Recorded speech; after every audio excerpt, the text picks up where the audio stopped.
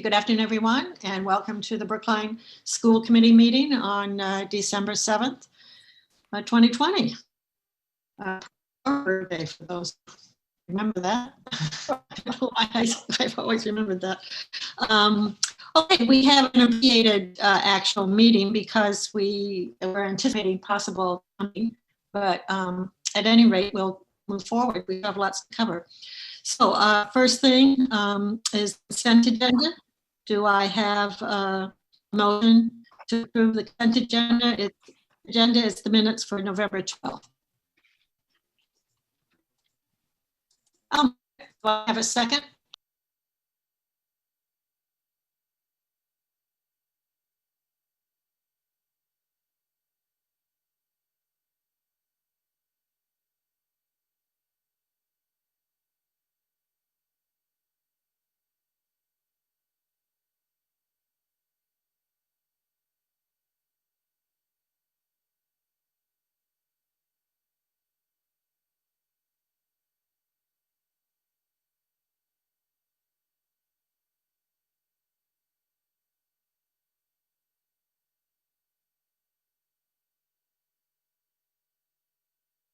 About it were very sophisticated comments and really were the kind of thing that stretched their minds and their imaginations in a way that was inspirational in many ways.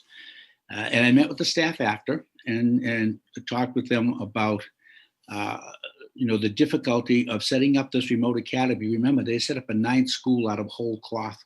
And they established a school. The very beginning was a little rocky, and with Meg and Chris's support, and Michelle as well, Michelle Herman, they were able to set the school up. It's running very well, but it is not without its issues and without its challenges. They have some, but it's sort of as you look back, you say, well, of course they would have those challenges. But at the time it was setting up the program, and now you have kids coming out of 8 schools coming into the remote academy, and we're looking at sort of the other supports that students need, counseling supports, for example. You get counselors coming out of 8 schools coming into the academy, and how are they connecting with kids and how is that happening? We need to pay attention to that. We have about 35 kids who are in the METCO program who enrolled in the academy very successfully. But the supports, and we talked with Keith about this, the supports that are in the schools and looking at how do those kids in the academy get the support. And there are other areas of services, interventions, for example, that are coming out of the schools and coming into the academy. The teachers were very articulate about that. Their class size, as you know, because when we did the open enrollment in November, the net was positive to the extent of approximately 100 students coming out of the 8 schools, cut across the grades. So there was a little bit of a sprinkle across the remote academy, but that little bit of a sprinkle, it's like when it snows a little bit, if it keeps snowing, it begins to mount up. Same thing with the class size. Sprinkles and it begins to mount up. And so the class sizes are hitting the top of what we would call class size guidelines here in Brookline. The point of what I'm trying to say is there's some great news coming out of that academy in terms of teachers being engaged and kids being engaged, but there are also challenges. We have not been able to address all the challenges, but we are continuing to work on them. As I say, we may not be able to resolve everything, but we will address everything. So I'm trying to give sort of a comprehensive view of having developed a 9th school in the blink of an eye that's working beautifully. We have more work to do, however, in terms of looking at some of the supports. In is that fair for the teachers who are here? Thank you very much for the work that you do and for being here today to give us a little peek into your world and how it's going from your perspective. Meg, does that set the context for you well enough? It does. It's a wonderful context. Thanks so much, Dr. Marini.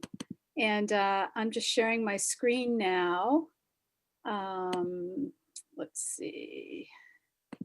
So basically, we're just going to talk a little bit about the Remote Learning Academy today, and I'll remove this in just a moment. But basically, you just heard about Superintendent Marini's reflections on his recent visits to RLA and his meeting with the teachers. You're also going to hear a summary of the school's demographics, and I'll make sure that Robin has a copy of these.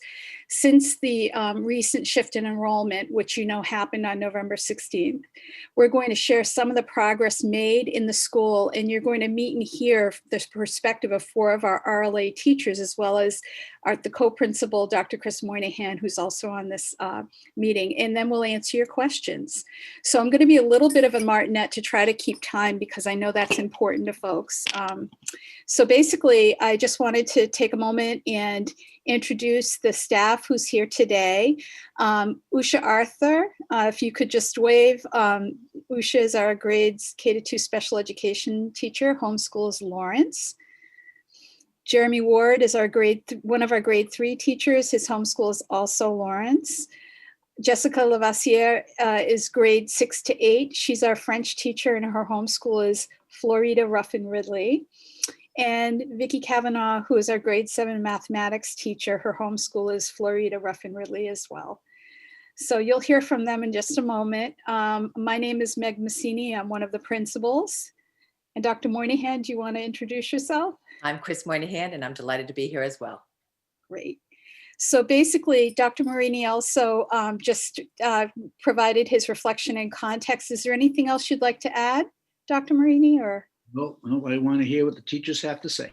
Great, excellent. Well, before that, we're going to give you a little bit of a context. And again, these statistics are available to everybody, but we thought that the school committee would appreciate knowing what our enrollment is as of the 24th of November. So our shift happened on the 16th, and you will notice that we are now, RLA is now at 682 students, and in grades 1, 3, 4, and 7, we're at fairly high numbers for a 4-section school. 15% of all K-8 students are currently enrolled in the RLA out of the 4,669 students. So that's about 15% of what we have in the district. The student to teacher ratio at RLA is 20 to 1. And that's an average, with many of our grade levels having between 20 and 24 children in each class. This gives you an idea of the subgroup enrollments as of November 24th. As you can see, and I just want to explain this for a moment, if we were to take English learners, for example, the number of students at RLA in the English learning category are 84. So we have 84 out of the 682 students are English learners. Out of the total K-8 percentage, we have 15% of all EL students in the K-8 schools. In terms of the representation of the percentage of students in RLA, our ELs are 12% of our total population. Again, if you were to look at special education, we have 116 in RLA. Out of the total K-8 population, that's 16% of all of the special education students in the district. And then in RLA, special education students represent 17%. So you get a sense of the numbers here. So I just wanted to give you a couple of facts associated with that. We're grappling with these demographics, and we hope that this type of organization for the information helps you as much as it's helping us to understand the population better. In special education, RLA is currently the first out of the 9 K-8 schools in terms of the percentage of special education students. In addition, we have a higher concentration of students with special education needs at certain grade levels, which impacts instruction. For EL, RLA has the second highest percentage in terms of EL needs in the K-8 schools. Free and reduced lunch. RLA has a large percentage of students on free and reduced lunch. And for example, in comparison to some of our other schools, we're 5 times higher than one of our other K-8 schools. And all of those statistics are kind of, they're different across the district. Economically disadvantaged, again, RLA is over 7 times higher than one of our K-8 schools. In terms of our MECO population, the distribution of MECO students is disproportionate in relation to all other schools. And the closest second highest percentage of students in MECO is represented in one of our K-8s, and it's in the single digits. So as you can see, we have 31% of MECO students, total MECO students in our K-8 schools. And that represents about 100 students. No, I'm sorry, 64 students. Housing. 2 of our K-8 schools have 1% of their students in housing, and RLA has 29% of our students in low-income housing. So you can see here that as of 11/24, we have a very diverse population of students. And now I'd like to turn this over to Dr. Moynihan. So given all of that we have built this school from 8 different schools, which is part of the strength of the school in and of itself, is that we have that ability to pull from a variety of schools and different ways in which they handle things. And we're cobbling together our own school. And we're trying to build an identity as a result of that and trying to pull together a community. It's a little bit different for us because when school ended in March, well, sort of ended in March of last year, children went home, but they had already built relationships with their teachers and with their classmates. And this year, there was not that opportunity because we were building it, as we said, right before school had officially started. So we're struggling with trying to build that community with us right now. It's amazing to me that already staff members have bonded in ways that are incredible, and the ways that they have bonded with their students is also pretty incredible. So one of the things that we're talking about doing is trying to build an identity through a school mascot and a motto and a song. So Lauren Marion, one of our 6th grade teachers, headed up this sort of campaign to do this. And the middle school took lead in this, and they created ways for all the students to submit their own idea for a mascot, a motto, and a song. And then everybody could do that. Then there was an election of sorts, so to speak, and then the results were just made public last week. So for example, our motto is RLA all the way. All right, so which is really encompasses our feeling about this. Another way that we're working to build community and identity is through the RLA website that has just been gotten up with Bob Thomas, who is an absolute incredible treasure, who was pulled out of retirement as well. And he has done a phenomenal job in helping us build this website. So it's a work in progress, and we wish we were going to be continuing to work on that. We are working on gathering some clubs and having clubs up and running. So right now, we do have 2 clubs that are officially up and running. The Gay Straight Alliance, which has elementary as well as middle school children. Math Counts is a middle school endeavor. The Model UN is also a middle school endeavor, and that's in development at this point. Also in development is the Student Council, which will draw from elementary through middle school. So we're looking to have representation and having a student council. So we're trying to get these things going as quickly as possible. I am heading up this, I'm part of this group called the SCC, the School Culture and Climate Committee, and that's part of what we're trying to do is build these ways of bringing us together. The kindness campaign, that's something that I think many of us hold near and dear to our hearts, is that kindness. It's really what it's all about. So I'm going to piggyback that with the morning announcements. Every morning I do a recording of the morning announcement. Today is Monday, it is December 7th. And I did happen to mention 1941 as being an important date in history, a date that will live in infamy. So sort of piquing, the children's interest as to why that might be a day. But for the younger kids, I don't want to do things that are too out of their developmental understanding. But I also say, for example, today is day 52.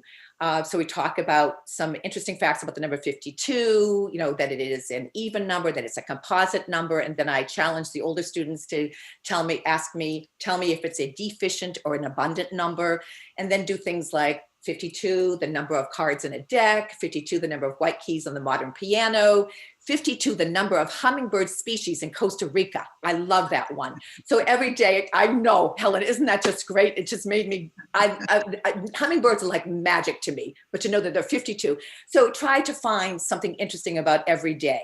And then I announced the birthdays for the day. So again, this is a way to build community. So I don't give a last name. I just say, today we are celebrating Ollie and room 7-3.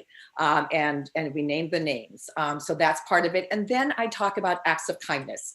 So children who have done acts of kindness, Either they're noted by a teacher, by a paraprofessional, by a parent who will write in and say, my child did this. And I announce that act of kindness, because that's our kindness campaign. And then I end with a quote about kindness. Kindness is free. Spread it everywhere you go. Okay, those types of things. And then I give the author and we talk about that. So again, a way to start our day is the essence of the morning announcements with the kindness campaign wrapped into it. We are looking to get whole school meetings running. We would love to do a monthly school meeting. That's going to take a little bit of extra planning, because trying to get almost 700 children in a way together in a room together, so to speak, might be a little bit challenging. So we are working on that, because I think that's a beautiful way to build community. Some classrooms are able to do socially distant meetups, so to speak, that they're either orchestrated by the teacher, and then some now that we now have a PTO starting to operationalize, some of the parents are going to be looking to try to see if they can get some socially distance, following the norms that have been set for us to have meetups outside, obviously. We are also delighted to say that several of our teachers have received some grants from the Brookline Education Foundation. So these are some of the things that we're doing to try to build RLA as a distinct school. We know we're ephemeral. We know we'll be gone. We assume we'll be gone in June, but we're looking to try to build us and make us a cohesive unit as we possibly can, given the constraints of what we have. Great. Thanks, Chris. Oops. Let's see. Let me just go back here. Just very quickly, some ways that parents and caregivers in community is involved in the school. Our first parent-teacher organization meeting is this Thursday, and we're really excited about that. Our parents are raring to go. Our room parents have been on this campaign to give holiday gifts to our classrooms, and they're very excited about that. And we have 35 classrooms, so you can imagine that is a lot of coordination. We also are in the process of getting our school council up and running, and our goal is to recruit our teachers and to elect our parents and community members in the first meeting to take place prior to winter break, if not prior, to have the date set prior to winter break. I just wanted to say two things. I wanted to send a special thank you to Susan Park, who is one of our parents from Florida, Ruffin Ridley, who has really taken a star role in organizing our PTO, our parent volunteers, our room parents. We really thank her so very much. And also wanted to say that this week that we are going to be meeting with panel number 1 about guidance counseling and PTO. And we have expert panel 1, a number of people from that panel are going to be meeting with us. I think it's panel 2, right, Meg? Panel 2, I'm sorry. Yeah, that's panel okay. 2. Yep, excellent. And now to what you've all been waiting for, our teachers. And I'm going to stop sharing so people can see their wonderful faces and we can focus on them. So Usha, take it away. Thank you, Meg. Thank you, everybody. If you don't mind, I'm going to read what I wrote in an effort to not miss any of my intended points. I'm so used to sharing my screen, but I'm going to do this as a non-screen share. So if it doesn't work, just let me know. My name is Usha, and I'm the K-2 Learning Center teacher at the Remote Learning Academy. Prior to the RLA, I've worked at the Lawrence School as a K-3 Learning Center teacher for the last 15 years. I'm super happy to be here to express my experience at the RLA. And I want to say thank you for having us and taking the time to learn about the RLA. I also want to acknowledge that one of the school committee members was one of my very most favorite school teachers, my 5th grade ELA and social studies teacher, Barbara Scotto. If someone had told me in the 5th grade that this is where we'd be in 30 years, I never would have believed it. So here we are, 9th school, fully internet-based, which is just remarkable. So a little bit of a narrative. On September 15th, when the RLA staff came together for the first time, to say that we were filled with fear and anxiety would be an understatement. No one really knew what the days ahead would bring. As it stood, many of us still didn't have our caseload or our class lists, things that would have typically been assigned in June. However, With the collaborative efforts made by each and every one of the staff at the RLA, we were able to open our virtual classroom doors the following morning. At that time, we were met with an amazing group of kids that over the next 3 months would demonstrate flexibility and resilience beyond no other. Alongside the students, we've gotten to work directly with the most incredibly supportive families as well. I believe at the core of what makes this school so special are these amazing families, students, educators, administrators that all share the same goal, which is to provide an alternative to the in-person learning during this extraordinary time in our lives. Another strength of the Remote Learning Academy are the amazing, amazing, amazing paraprofessionals whom play such an integral role in the success of our students. While paras are important in all the Brookline schools, I want to emphasize the contributions that they're making here in the Remote Learning Academy. This learning environment has created a circumstance in which paras are required to think on the spot in a breakout room as to how they will modify instruction, manage student frustrations, adapt a lesson to accommodate students without materials, troubleshoot audio problems, or wear one of the many other hats that they've been assigned. While paras have had to historically manage many of these things, the process in which they have to make these decisions now is just so different. While in-person learning allows the constant ad hoc meetings throughout each day, the remote learning environment makes the in-the-moment consult virtually impossible. Despite these challenges, these paras have been committed, working through the wide range of unique challenges that they've been presented with. While the staff has provided an environment to make virtual learning work, the school does face ongoing challenges balancing the ever-growing influx of students and the process by which these students transition from the in-person learning to the RLA.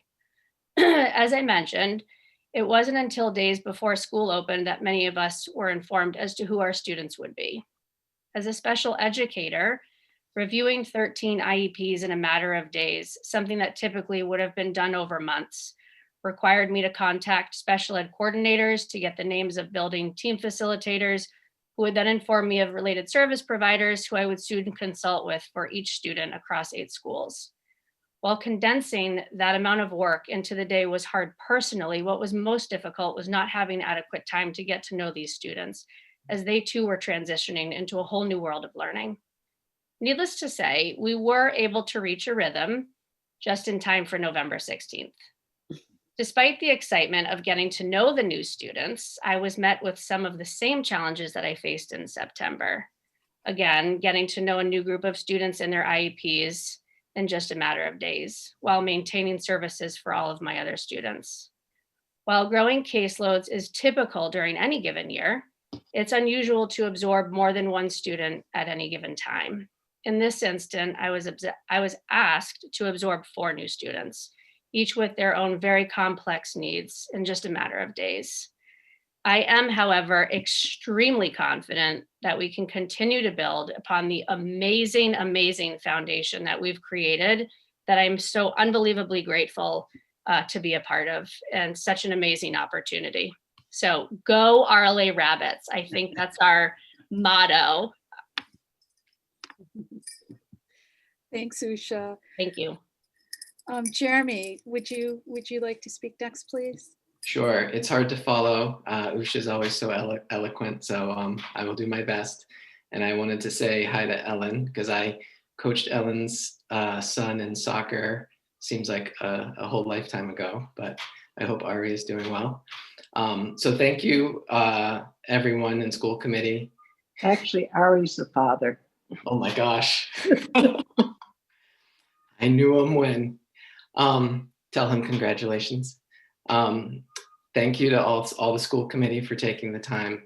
I want to just start by saying I echo a lot of the things that Usha has already said, and I think that one of the huge strengths of RLA is the parent support. I have had nothing but positive interactions with parents, both in parent-teacher conferences, through the open house that we had a few weeks ago.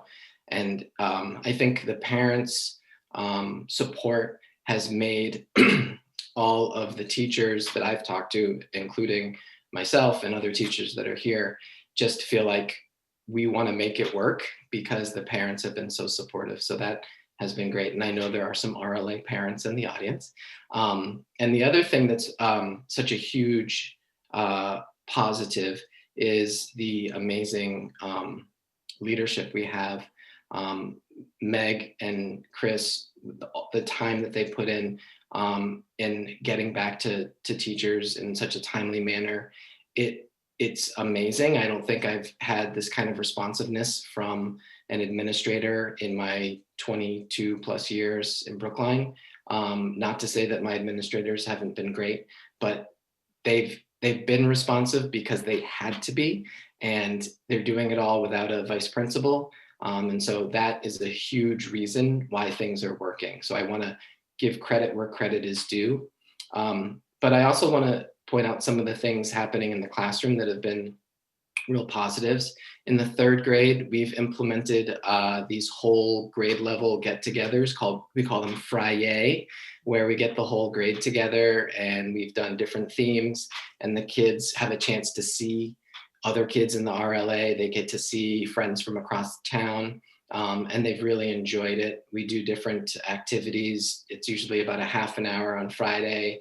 We'll play some games, we'll do a read aloud, and it's just been a nice way for them to bond. And that's one of the things that is one of the more challenging parts of RLA, and I think this time in general, is the kids having some sort of social connection. We can bring the academics, but that social piece that they're starving for is hard. So we sort of brainstormed to come up with this Friday idea, and we've had a couple of them, and the kids seem to like it. Another thing that I just started that is, I think, going to be a strength, but it's also a challenge, which I'll sort of circle back to, is I've started doing lunch groups with my class. So I had my first one last week. I had about 2/3 of my class come. So we got together and we just chatted and ate our lunch. I saw what everyone was eating. And the positive of this was I got to see kids in such a different way. Kids who barely have a voice during the academic times, they showed their personality. And I think having more of these will help sort of chip away some of the anxiety that some kids might have, because that might be more of their comfort zone than the academic. And so that's been a real positive to be able to see that. And then the other thing that's just been such a positive is the school is full of teachers that no teacher says, I can't do that. Every teacher in RLA says, I'm going to figure it out. And part of it is we have no choice. And also it's just the people in RLA, the teachers, they wanted to be there. Everyone that I've talked to, I know there's a few teachers that maybe it wasn't that maybe their first choice, but most of them wanted to be here. So I wanted to be here. I'm going to make it work. And it's not just making it work. I want it to be the best it can be. So that commitment is such a positive. I have to say the 3rd grade team is like a bunch of rock stars. You don't want to be, you don't want to be the dead weight. So everyone is raising up to the challenge, and that's been really awesome. And some of the challenges have been talked about. I think Superintendent Marini talked about, having guidance counselors across multiple buildings and having kids have needs, and trying to coordinate. That's very tricky.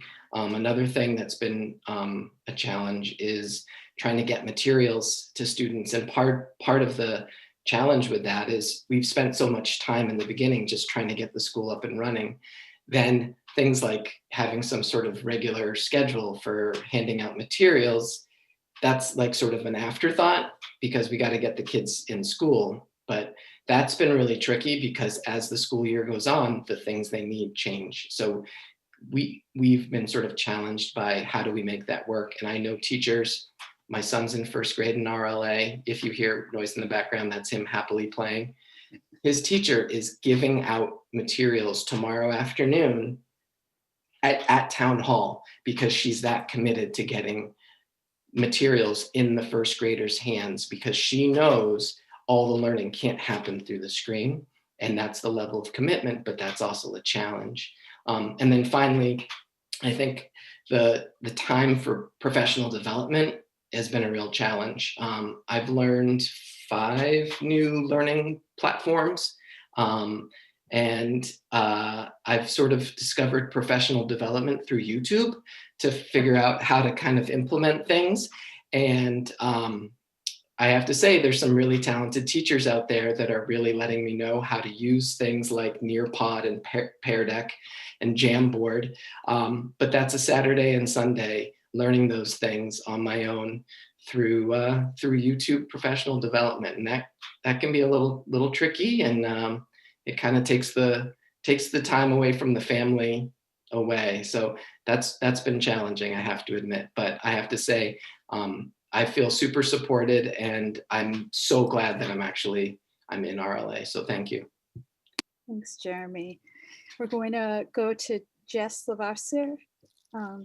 Could you say a few things? Thanks. Hi, everybody. In the interest of time, I'll be brief, especially because a lot of what Jeremy and Usha have said are echoed for specialists and for middle school as well. So I teach French in grades 6, 7, and 8. Like Jeremy, I've also been using YouTube to learn those new platforms, or relying on colleagues who've used them. So I do feel like it is rewarding. It's an experience, but I feel like it's something that we can carry forward in the future, because there's so much with these new platforms that will be able to extend beyond RLA in the future, that we will be able to bring back in the classroom, I'm finding. So a couple of positive things. I think it's already been said, but working with such great, resilient students who are becoming excellent tech problem solvers. It's amazing when we are working in class and somebody is struggling. The students are faster than I am at typing up in the chat, you need to do this to so-and-so, or like, this is what you need to do to fix the problem. And it's incredible to see, because they're building collaboration in doing that, without even like on their own, they're building that collaboration too. I think language, like I teach language, and so that's a very interactive discipline. And I think one of the both positive and challenging things about that is, in a remote world, trying to make language interactive, getting the chance for students to be able to use the language, and having to be very creative in how we develop opportunities for students. And I'm finding that the students are so willing to rise to that occasion, to take the risks, and to be patient with us teachers as we're figuring out new ways to engage them with the material. And sometimes we try things that aren't as successful, and they're very great at giving appropriate feedback so that we can change things along the way to make sure they have the best experience. And I think everybody's already said how supportive administration and just colleagues in general have been. And so I won't spend too much on it, just want to reinforce that it's there. A couple of extra challenges that to bring up. I've talked to students to see from their perspective what is one of their challenges. And being on Zoom for 6 hours a day can be a little bit long. And so I'm going to kind of say, along with what Jeremy was saying, finding ways to get materials set up, printed, and distributed to students on a broader scale is a challenge that I'd love to continue working on. And I would like to see, I like the creative solution of that teacher setting at town hall, but in across the board, it would be great if we could brainstorm something to be able to get them more materials more readily, more often. I know I've driven and dropped off like books and things like that to a couple of students. I see Jeremy also did that. And I would love to have something that's more consistent with ways to get materials. So. Thanks, Jess, very much. And last but not least, Vicki Kavanaugh, could you please wrap this up for us? Thank you, Meg. Good afternoon. My name is Vicki Kavanaugh, and I'm happy to be a 7th grade math teacher at RLA. My homeschool is FFR. I want to say thank you for having us, and thank you for the opportunity that RLA provides students, family, and staff. I want to share that on Fridays, I often start my classes asking students to share one good thing. And a number of students have shared over a number of weeks that RLA is certainly among one of their one good things. I will start with the challenges and then end with some of the strengths I see at the RLA. One challenge is the extra time burden involved in efficiently connecting students to support systems. Similar to what you have heard from my colleagues this afternoon, middle school teachers must reach out to guidance counselors at 8 different schools when questions arise related to 504s and ICAPs. Instead of being able to walk down the hall or send a quick email or even call a singular person, teachers end up spending much time just to arrange a meeting. We know homeschool guidance counselors are already dealing with full caseloads and doing exceptional work for many other students in hybrid. But it feels essential to have a dedicated guidance counselor for middle schoolers at RLA, particularly at a time when students would benefit from mental health supports and teachers who have 20+ students per section would benefit from being able to quickly connect with one person in-house. The challenge is not just guidance counselors, though. RLA middle schoolers have no direct access to literacy and math specialists, and special educators have to coordinate unique plans from several different schools. All of this takes away from our students' time. Technology is a second struggle at RLA. While many students are able to connect well, some students report ongoing issues with Chromebooks, lagging out of Zoom, and difficulty running Zoom and other academic platforms simultaneously. Tech issues, which disproportionately affect a particular cohort of students, have the ripple effect of inadvertently silencing those students' voices in class discussions and makes learning much more challenging. More support is needed for students experiencing ongoing internet connection and technology issues. And now the strengths of RLA. Community. You've heard from my colleagues, but I want to emphasize that community is a big deal at RLA.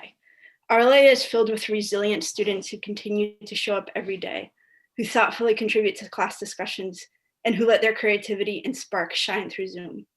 Likewise, the collaboration among teachers at RLA is both contagious and focused. Our school administration is responsive and supportive of teachers, students, and families.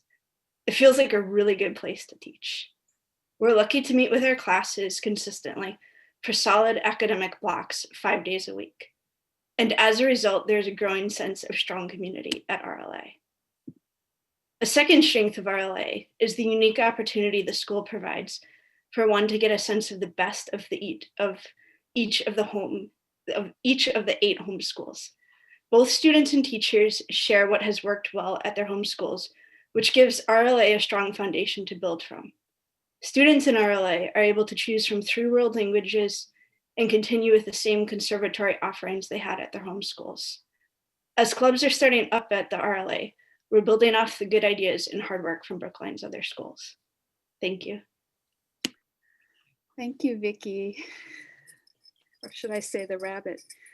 So I don't know if we have time for a few questions. We made pretty good time. And so I guess I leave it to the Suzanne Federspiel, the chair. I don't know if Sure. I can't imagine we'd let you go without a few questions, Meg. So thank you to everybody. I will ask people to limit their questions or their comments, just so we can get everybody in that wants to speak. But I hope you have a few more minutes to hang around, and that would be good if you could. And same with the teachers. If you can't, we understand, that's fine. But if you can hang around for a few more minutes, that would be really helpful. So Barbara, go right ahead. I have to tell you how impressed I am with what I have heard. Clearly, you are all fabulous teachers and probably were before the Remote Learning Academy.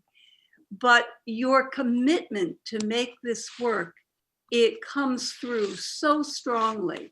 You have taken on challenges, more challenges in this year than probably you have seen in your entire career up to this point, because you're working in a whole different atmosphere with students, a whole group of students you didn't know. When you're working in the regular Brookline schools, you know who's coming up from the grade below. You know a great deal about them.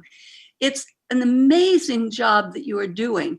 And I'm saying this as a teacher because I look at all of the different areas that you have to cover. I mean, everything from parent challenges to understanding what's going on with the kid to the curriculum. And I think it's amazing.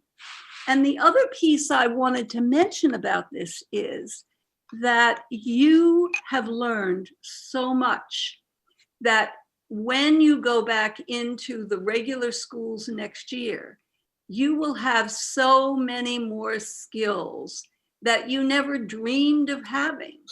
And I think that that's good in a sense for all of us.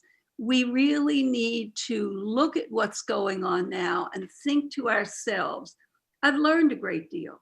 I know that things can be done in a different way. I know I can meet challenges. I know I can help children in ways that I never thought possible. So I just want to say, hooray for you. I am so impressed. Thank you, Barbara. Mariah? I want to echo what Barbara said. I mean, I actually was getting like a little bit teary hearing what you were saying, because it was really touching to me to just hear, the dedication and the connection that you're making with kids. This is not a comment for the teachers or for Meg. I don't think this is a comment for Jim, which is I was really struck by the demographics that Meg presented at the beginning, and the disproportionate number of students in various categories that were presented. And I sort of combined that also with what Meg said about 20-to-1 ratios, which I think are higher than what we're maybe experiencing in the home schools, in the hybrid schools. And I guess I worry about those two things in combination of kids who have, different things going on that might leave them more vulnerable, combined with the struggles that we heard so eloquently expressed about guidance, connecting with guidance around many different things, but 504s and ICAPs among them. And just how we sort of, I don't, it's a resource constrained environment and we don't want to disrupt people, but I guess I just think I worry and wonder what you're thinking about in terms of making sure that we're hitting the right balance of resources for kids who may need more or less resources. We're worried about that and concerned about that too, and we're working on that. Thank you. Anyone else? Thoughts, comments? Susan?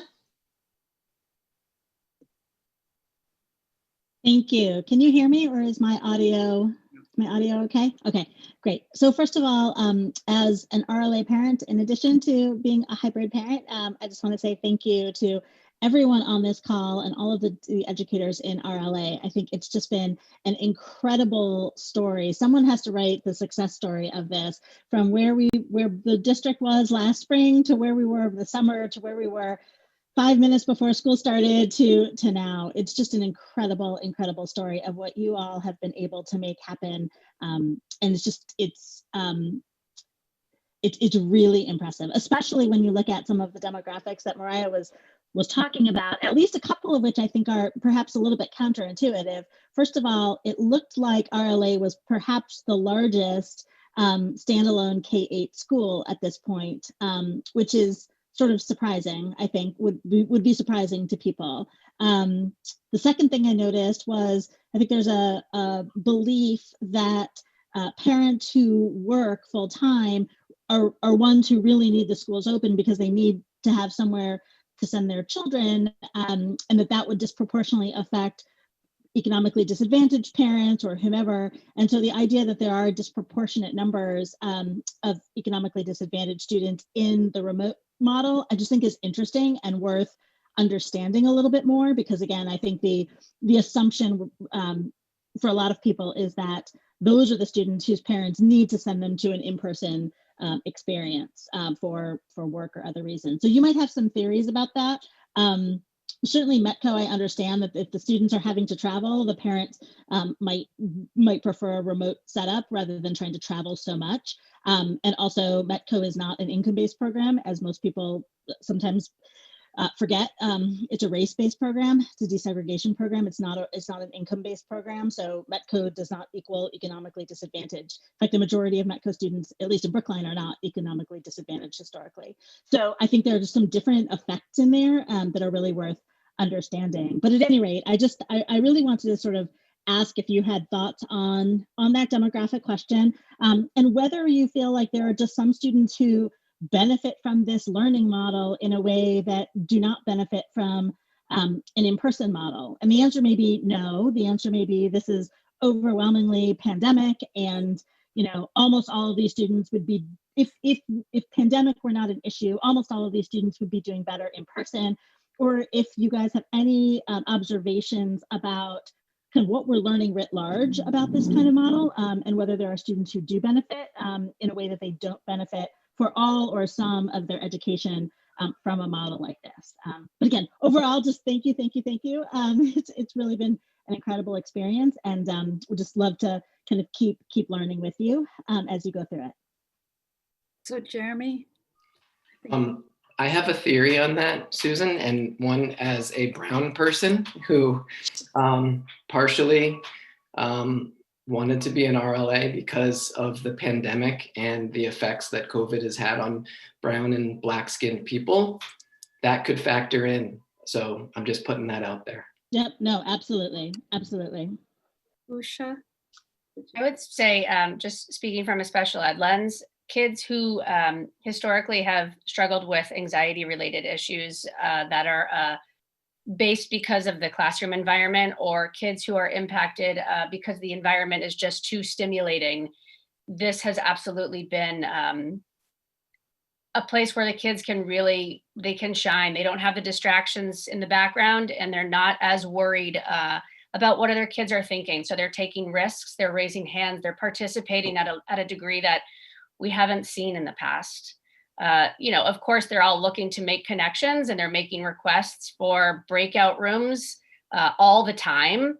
But there certainly are a pocket of kids in special education anyway who are benefiting from this model. Vicki and Jess, do you have anything you'd like to add? Sure, Vicki? Yeah, I think sort of to echo what Usha said, I think that it's true in special education. I think it's perhaps true also in the general education environment. I think it was particularly pronounced last spring. I really saw some students who had been more on the quiet side in the early part of the year really have their place to shine, whether it's through the Zoom chat, or there's just a lot of different ways for them to communicate that maybe could exist in the regular classroom, but are unique in Zoom. And so I think it's been a good opportunity for some students. Great. Usha, Can I just add one other point that has been a big one for me as well? Just sort of, I think there's an assumption that kids who are in the remote learning academy are not having many interactions with other children. And so this is their world, this is their opportunity to have it. And so I think, majority, certainly not all, but a lot of these kids are coming to their classrooms, they're coming to these lessons with just such an unbelievable willingness to listen to one another and to show empathy, and they're holding on to every slice of interaction that they can have. And so as a result, there's a real authentic sense of social emotional learning that is taking place without it being a prescribed curriculum. It is real, it is authentic. These kids who are struggling with their audio, you can see the younger kids just holding on to every opportunity to get those kids audio it working. I mean, it's pretty incredible. Chris? Just a case in point, one of the kindergarten teachers shared with me because she thought it was an act of kindness. And I agree that all of a sudden her children spontaneously unmuted themselves at the same time and yelled, "We love RLA, we love RLA." Just a cheer. And I know Helen's going, "Ooh, yes." that's a kind of joy that sometimes can overtake in this setting. So again, that's testament to what is happening with these teachers and the connections that they are building with these children. So that was wonderful. And I just have to share one thing about Usha. Last week at a meeting, Usha looked at the screen and she said, these people, I love all these people on this screen and I don't even know them, in person, but she has come to love them as a result of the interconnections and the ways that they have supported one another. So.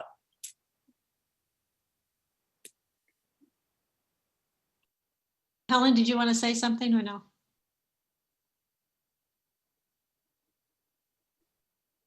Actually, I usually have questions, but I think you did such a wonderful job of describing. I felt like I knew what RLA was, how it's working, the challenges. I mean, all of you did a fantastic job, and thank you for all your hard work. This is not an easy lift at all, but you're doing it great, and we appreciate it. That's all. Thank you, Helen. I have two little curiosity questions. One is do you have a physical home base? So is it your office, Meg, in town hall, or is there no such thing as, like, do you collect, parent signatures? It's all electronic, or when you hand out packets, does it come from somewhere? I'm just kind of curious how that works. Well, RLA is everywhere. So that's one of the things that, our parents who have come up, so we've done a little bit of everything everywhere. So Chris and I have our home base at Town Hall, but we work 2 days remotely because we both have a commute. And believe it or not, from the minute, school starts in the morning and well before till, on the weekends, we'd rather spend the hours it takes to commute with the kids and the faculty and the parents. So we do have our home base at Town Hall, but we also have our home base at our homes. And I wanted to say something about that in just a second. We also have Chris and I and Joanne Keneally and Maria Kaladitis and our teachers use Clark Road as another home base because we gather materials together. And we actually, I don't know if we reported this to school committee, but ticked off the police at one point because we had, I think a couple of school committee members knew this too, who have kids in the school, that like it was standing room only. You could not get in without a ticket basically to pick up your supplies for school. So anyway, we're everywhere. And as Jeremy said, we have a teacher coming by tomorrow to hand out materials at Town Hall. We've been using BHS, the copy center. Paul Priestley loves us because I think we're keeping them open this year for our packets and our materials for kids. And so one of the things I did want to share is this whole notion of public and private, and our teachers are starting to talk about that because as a public school, we are in the most private spaces now. You're viewing, and we're viewing you in your most private spaces. So something that, was taught to me by my mentor is public education is the most private thing we do in public. As teachers, we share the most private parts of ourselves and who we are in public, but we're no longer in a public-private space because the classroom was relatively private. Like we didn't have parents in our classrooms all the time. We had kids. We had the ability to really strike personal relationships with kids without surveillance. And I don't mean to make it sound nefarious. I don't think it's nefarious, but it is. Parents are in classrooms necessarily now in RLA, and I see some of our teachers shaking their heads, and that's very difficult sometimes. I will say something at the beginning that our parents were texting our teachers, call on my kid. And so at the beginning of school, our teachers were like under stress to get to know the children, but also getting texts from parents because parents were viewing this. And of course, parents care and they want the best for their kids. But that's what I mean about these private spaces that were, they're no longer private anymore. And I just think that that's interesting. Dr. Marini and I were having that conversation this morning about this whole thing is really turning public education on its head. So, and our teachers on Friday night, when we were talking about this meeting, we're talking about the same thing. We were talking about the spaces we're talking from. I mean, I'm talking from my office, but on Friday night, I was in my living room. Anyway, it's just an interesting notion about what remote learning is actually doing for what we do now and who we are. Jeremy, do you want to say something? Chris? Just really quickly, I think this is another challenge, is that the lines are blurred, and it's true for everyone who's working from home. But that sort of blurring of work and home is hard, because I know myself, I feel I feel a twinge of guilt when it's a weekend, and if I'm not doing something with my family, I start, because I can see my classroom every second I'm in my house. I feel a twinge of guilt if I'm not doing something to get ready for teaching, because I never leave my classroom. So just a little point on the blurring of lines. Great. And Chris, did you want to? I just want to say one quick thing about the materials distribution as well. Meg was talking about the 2 days that we were at Clark Road, and the traffic tie-ups were incredible as a result, because we were trying to get initial packages out to students. That has to happen again, because as Vicki pointed out, new materials will be needed throughout the year. So we have been relying also upon our homeschools, and we have to give a shout out to the homeschools who are handling a lot of this overflow for us, because we've missed some kids, or some kids weren't able to make it to Clark Road. So we're sending things through the pony to them, or Joanne Keneally is delivering them, or Meg or I are delivering, these are the types of things. So a shout out to our homeschools, because they have to be partners with us. All right. And this is not something they signed on for either. So it's a complicated and challenging time, but we are working to make it work as much as possible. So. Thank you. I was kind of curious about all that. I have one other quick one, and I'm just wondering, when the kids work in small groups, do you do breakout rooms through Zoom, or do they have their own Zoom link with the para and do their own thing? Do you know what I'm asking? Yep. Jess, do you want to answer? So for middle school, and I don't have a para work with me, but the kids work in breakout rooms. Okay. And we're able to, as teachers, go in and out of those rooms. Right. Okay. And students are also able to, there's a button that they can press to ask for help. And it brings up a pop-up window, and it brings me directly into the room that they need to go. When they're in a breakout room, they can ask this pop-up question. Thank you. Thank you. Can I say one thing that I think is so critical to this too, Suzanne? We've had some issues this year that have not been very pleasant, like where we've had to intervene very quickly in homes, and technology in some regards has allowed us to zoom in incredibly quickly. And I can get staff members to a breakout room with a kid that really needs help within nanoseconds, which I think in a brick and mortar school might be a little more difficult. So, and I'm not saying it's perfect, because if the connection isn't there, it's like watching a bad movie. You're trying to reach the kid, and it's, all this interference with bad connections. But I do think that is something that is really changing our ability to help and intervene too. Yeah, thank you, Meg. I hadn't thought about the pluses of that, how that could work. Anybody else? I know we have probably lots of questions, but it is time to move on if we can. Susan? Yeah, I would just add one last question, which is I hope that at some point we can have a conversation about the budget needs around, specifically around technology, and specifically around lower income students, internet access, and the kind of tech support they need. Not right now, obviously, but I think that would be important for us to understand and see if there's anything we can do anything with, because that's obviously that's a big concern. I was just asked by a teacher who just texted me to let you know something. Would that be okay for the school? Sure.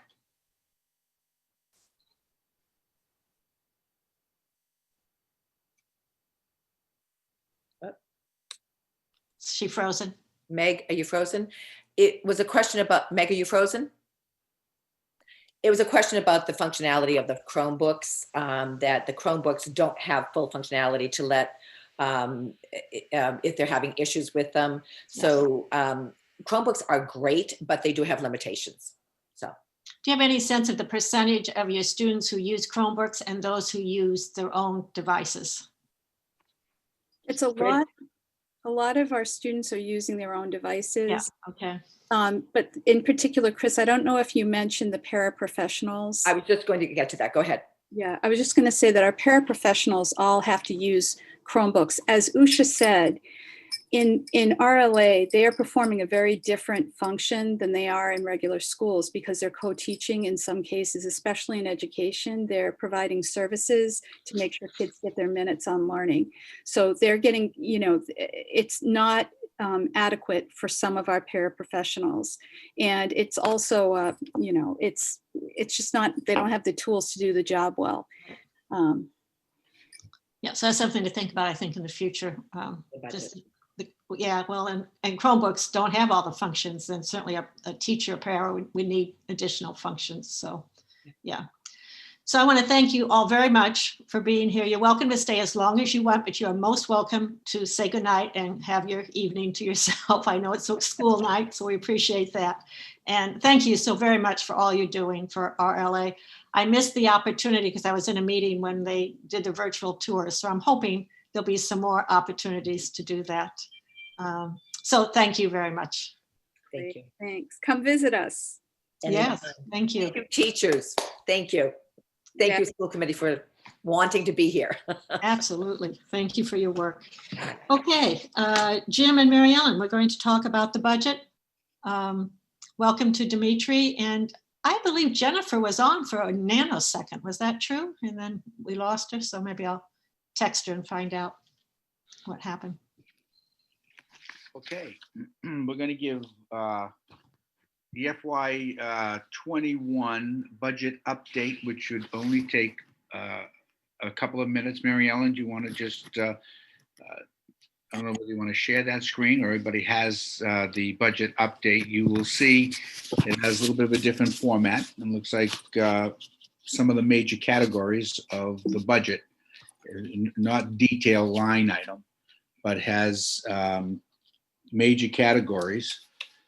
And what we're trying to show here is the original appropriation, any transfers that happened in the intervening interval of reporting.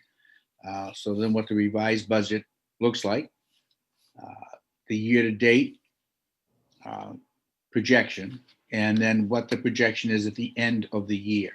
So as we're looking at, if you just take the last column, projected end of year balance, you'll see the very bottom line is running approximately $500,000 in the red. That is the amount of money that we are trying to working towards managing down.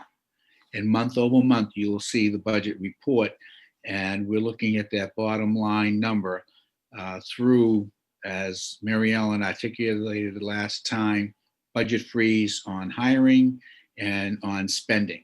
What doesn't have to be spent won't be, and we are planning on closing that gap. You will also see below the bold, where it says grand total, you see it's hard for me to read it, but you can see the town meeting and the CARES funds that are offsetting our deficit. It was a much larger deficit. Thank you, Mary Ellen. It was a much larger deficit thanks to the town meeting and the CARES fund. We are managing a $525,000 deficit. And it's just a budget update. And hopefully we'll be able to see this month over month. You'll see patterns. If something is not going in the right direction, we hopefully will have time to intervene and do the analysis along the way. But that's what we're hoping to do for a budget update for FY21. As we segue over to developing the FY22 budget, we have to manage the one we're currently in. Mary Ellen, do you want to add to that? No, just that the next report will be given to you the beginning of January, so it'll reflect December's activity, which should have the town CARES funds, which disappear on 12/30. Those will all be applied against this budget. So we'll be back to not having footnotes below the grand total line to the full 6 categories. Mary Ellen, we just got a notice from Senator Cynthia Cream that we're getting an additional $250,000. Is that? In what? From what? I don't know. Did anybody else get that email? I did. It was COVID relief money coming from the state budget. So that would go to the town, not to us. It So was I'll check. schools earmarked, I'm pretty It sure. was, she did say schools, yeah. Yeah. I can forward you Send the me, email. please forward me the email so I can follow up. Okay, Yeah, thank you. Thank And you. what the, whether it turns into a pumpkin like the other money, 2 big pots of money we have. Currently with the 1.1 million, I am actually scouring our budget, operating budget for anything that's eligible. So while I anticipate that the 1.1 million, I'm hoping we will be able to meet in payroll for RLA. But for example, transportation, we've made some charges against, for example, the extra cleaning for our vans by our special ed vans. We've charged off to the town funds and the CRV funds. So anything, any little small dollar amounts we're now mining. So if I can get to greater than 1.1 and the town has money to spend because they haven't allocated it, I'm showing up with bills and receipts to maximize charging off as much as we can against that town cares fund if it happens, so we don't return anything and help the town out so that we don't have to return any money. They don't have to return any money. okay. Can I ask a question? Sure, Helen. Although there's a finance, I'll ask it ahead of time and then you can answer it at the finance meeting. Not critical now. Okay. Anyway, I can't see everybody, so just shout out if you have a question, comment. Now I see everyone. Okay, we'll move on then to budget development guidelines. Is that what you want to do next, or the calendar? I think the guidelines, that's going to require a little bit of discussion. So why don't we go to those? Do you want me to show those for you, Jim, or no? If you do, just let me know. Yes, well, you see that I sent to the school committee this afternoon really a document that has been in Brookline for a number of years because it's a 10-year document and I believe it goes to 2024 and it's viable and well and will guide us as well, and it has to do with the mission and the goals of the system as well as the core values. And I'm attaching those to the budget guidelines as well so that we stay connected to this document that was developed a few years back, but continues to be viable because it's supposed to take us to 2024, as I say. So we're going to keep this in place. And these are the 5 goals that we see show up. Every student achieving, every student invested in learning, every student prepared for change and challenge this year. We'll certainly validate that. And every educator growing professionally.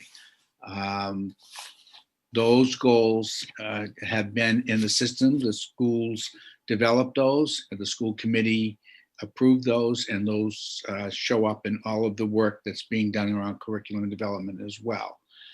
And so I thought it would be good for us to keep those here. They're not so much guidelines as they are philosophical underpinnings as we're moving through.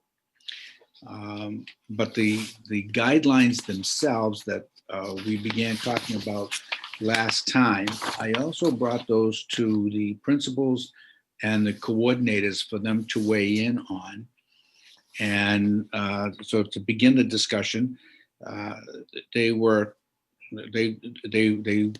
the idea of the guideline of breadth of program, but they wanted that expanded a little bit. You see, it's the third bullet up from the bottom. Whoop. Sorry about that. Okay. I was trying to make it larger. There we go. Third bullet up from the bottom where it says maintain breadth of program. They wanted to expand that a little bit and not just articulate those programs which I have put there, but to also add something in terms of these are examples, but there are other programs. And they were concerned that if there wasn't so much a guideline as it was pointing to these programs, and wanted to expand that concept. So these are examples of programs because it would include other programs like libraries, for example. And they asked to change the word maintain to ensure that they ensure that a breadth of program. Um, Okay.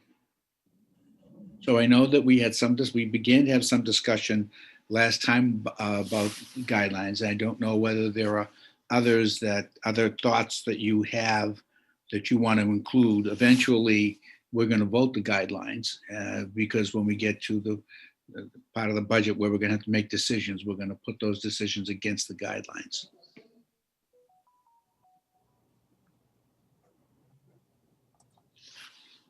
Mariah, then Helen. Mariah?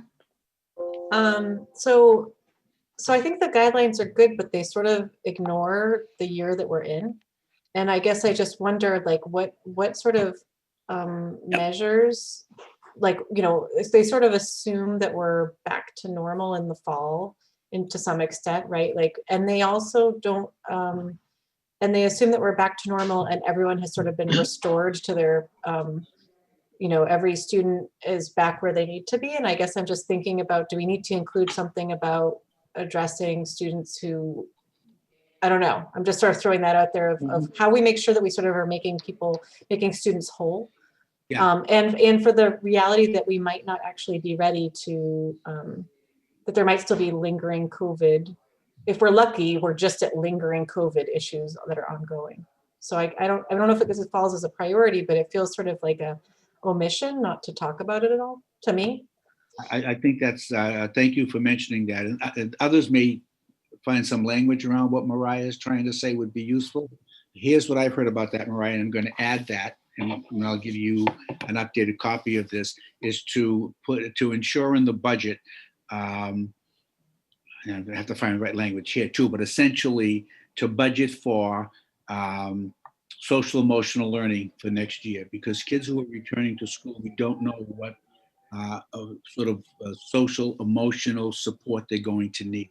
So to build in, I don't know, more attention, more program, we'll have to find the language for it. But a couple of principals mentioned just that we want to make certain that we are providing for students who are coming, and probably staff too, coming back in, looking at what impact has this year had on them in terms of their returning to the building full-time, hopefully, returning to a more routine schedule that now they're clearly in a different learning environment. When they return to it, what kinds of social and emotional needs should we tend to? So I'm going to have. Well, and I think that there's those things, which I totally agree with you, but it's also like the sort of this, you know, like a big question is RLA going away, or is RLA continuing to some extent in the fall because not everyone is vaccinated? You know, like sort of like major questions, you know, maybe they're not the biggest school, but maybe they still need to exist because some kids are medically, I don't know what the answer is. I'm just sort of like, there's a lot of moving bits here to shifting back, and we might not be fully even ready to shift back to our quote unquote normal model. Yeah, now there you go again. We've also had those discussions about, is it going to be a remote learning academy next year because of COVID hasn't completely gone away? Or is it going to be a remote learning academy for other reasons that the system thinks needs to be there? We're going to develop the budget. We had a little bit of this discussion last time as well, but we see that we're going to have to develop probably two budgets, at least two budgets. One of them that sort of returns school to pre-COVID programming, and one that, or maybe two, that develops a budget that either continues COVID restrictions or recognizes that there are some changes related to COVID that we want to continue. We don't have a definitive, so we are definitely going to develop the budget that's pre-COVID, and as we go, and we are also going to be developing a budget that is current or COVID related. But there are a lot of unknowns about that, and we. So I don't. I mean, this is a school committee decision to make it a guideline. Well, we probably. Well, I can give maybe I can follow up on what Mariah's been saying. Why don't you follow up on that? But I do have one more question after that. No, That's- then, well, okay, because I'm trying to go with your line of thinking, but expand it. So SEL, social emotional learning is really important, but also I'm very concerned, probably mostly about the younger kids, but it may go older, the regression that may have happened in their learning, or not, the lack of progression. It could be, you can talk about it either way, maybe lack of progression. And our summer programs that we do have had in place that I would like to see more robust for this summer planning, monies put aside for more robust planning, not just for kids who are on IEPs, but for any kid that a teacher thinks is at risk. I mean, that may be more than what we can handle, but it seems to me that that should be part of our budgeting for this summer. All right, can you say that again, Helen? Funds in there for what? Robust, ensure that all students who have not progressed, I can't do this yet. Off the Why don't top you just of my say head. like more extensive summer programming to, right? To More robust yeah. summer programming to Well, and not just help. summer. I mean, I think we need to think about when they're back in school in the fall, that, you know. right, which is what I was saying too, but I think I Helen's don't adding want to on to give it. up on the summer because that's such a, that's Yeah, when no, I regression agree. happens. There's so much that we can do, and especially for kids who haven't been with other kids, this is a time when they can be. I mean, there's all sorts of things that I would hope we really tackle this summer so that we can start off the year in a better place. Especially, I would think with some of like, there's, I can't remember, is it Project Gator or whatever the reading program is called for the younger kids to bring them up to grade? Is it called Project? I Oh, don't know. no, achieve and launch. Okay. And what else is there? Yeah, okay. Discovery. So we have a lot of names. I don't yeah, remember the so age groups, a lot of those names. Yeah, thinking about some of those, especially because those kids might have only hit half of kindergarten, then they've done first grade, maybe not Exactly. fully remotely. There's going to be some, it would be normal, right, to expect them to have some gaps that we could fill in. Yeah, if I could just add to one thing that we know for sure is that we can't, our intervention programs aren't as robust as they were if we were in person. And so lacking that, we are going to see gaps, just like what Mariah said. We don't know where and how. And so how do we think, and it's not just kids, who don't speak English as a first language or kids on IEPs and 504s, but I think there's a large group of kids, and that's what Helen, I think you're speaking to. Yes. So how do we get ahead of that, knowing that kids are going to need booster sessions, they're going to need, whatever other academic interventions. And I think it would be so forward thinking and proactive if we can put together some summer services even before the school year begins. And I know it starts with budgeting. That's such a great transition. Can I add my second bit that I wanted to ask about, which is exactly what Casey's saying is, I wanted to ask about the role of school site councils in budgeting and sort of participatory budgeting in general, which is something that I think might help us surface from both the parent perspective and the educator perspective. I know that the principals are supposed to work with school site councils on the budget development. And I would imagine that this year that might be something that in the interest of time might slip by.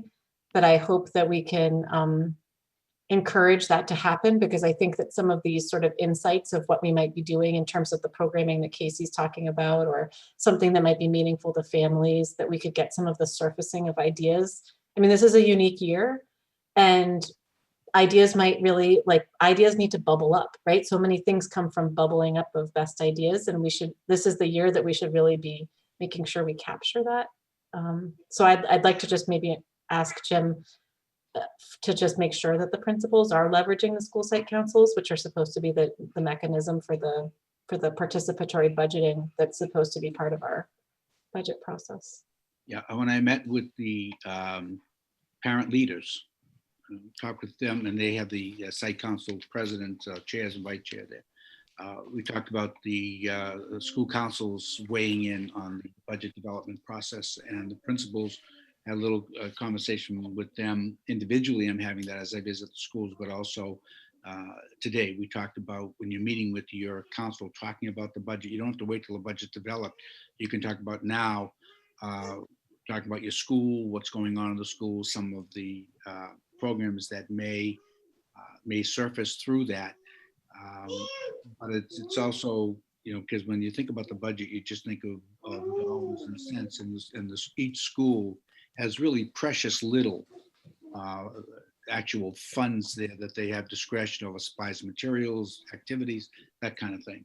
Staffing is done differently by the ratio, so there's really not a lot of that the principal has complete control over, except that in conversations with the council, they could inform some of the discussions around the development of the budget.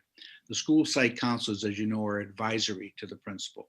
So they can help principals think through some programmatic issues in their schools.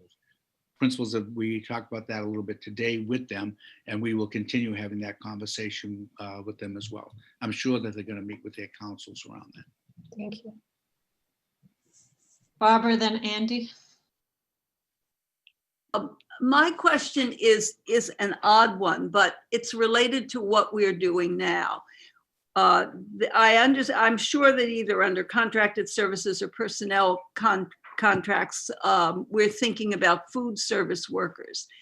But we have a fairly sizable budget at this point, providing food to families that don't have it.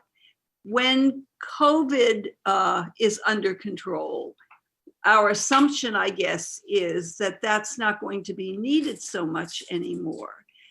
But in fact, we in Brookline have people who do need food who are now getting it under this program. And are we simply going to stop it at the end of next year, or how are we going to deal with that? Well, how have we dealt that in the past, Mary Ellen? Do you know? People who free and reduced? So I think any student that attended any of the summer programs, whether they were recreation or the school programs that were free and reduced lunch, we provided a summer meals program for those students, along with families having the ability to purchase lunch for if they were in rec or school-based programs and were going to be in town sort of the entire day. So that's something we would go back to. In terms of providing sort of the wholesale kind of meals and extra meals that we have, I mean, really that depends on what funding and reimbursement funding is available. Just to remind Barbara, you and the committee is, we're not charging for lunch at all this year, no matter what your income level is, because the federal government is paying for it, and the town CARES funds paid a significant portion for food. Did a major offset to the food service program for food. So, if those subsidies continue, then sure, food service will absolutely continue. But if they're not continuing, then we would go back to our maybe new normal, but which would be, setting meal prices and free and reduced lunch, students still accessing the way they always have through our summer programs, rec summer programs, and school. Thank you. I don't know where that leaves us in terms of a budget guideline. And that also, just to add to it, there's those says, I think it's Brookline, there's another name for it. The backpacks that are sent home with food. What's that called? Thrives. Brookline Kim Thrives. Kushner's in charge of. Thrives. Yeah, that's what I said. Yeah. Yeah, then it is Brookline Thrives. So that's another small piece of the puzzle. But they're not on, they're getting funding outside of us. Right. But it just adds one other piece of the puzzle, is what I'm saying. Well, there are a lot. Not Yeah, that there are 5 or 6 organizations all working together now. Right.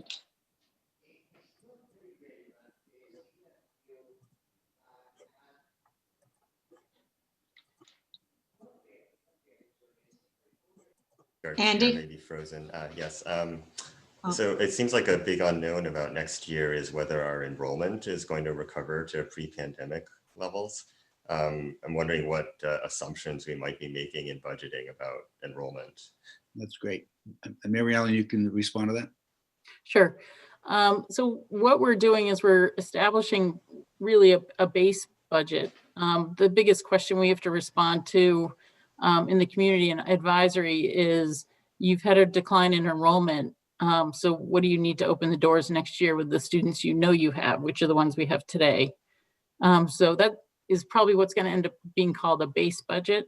And then appropriately, and to the point, some of the points already made is we're going to at least pitch to have a reserve, for lack of a better term, sort of an unallocated pandemic reserve, which depending on, that will be unallocated FTEs and staff for students that return, to be able to add sections, add supports, add guidance counselors, nurses, whoever we need to add them based on the formulas that we have for the base budget. Because if we have lost approximately 900 students, it's not unreasonable that 450 could come back, depending on because of international borders reopening.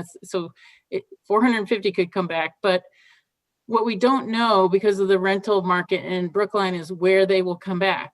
So we can't necessarily assume that they're going to come back to the same address they left and be in the same school they left based on our, will they try to? Absolutely. Will we want them back to the same school? Absolutely. But we don't know until they show up, we actually don't know.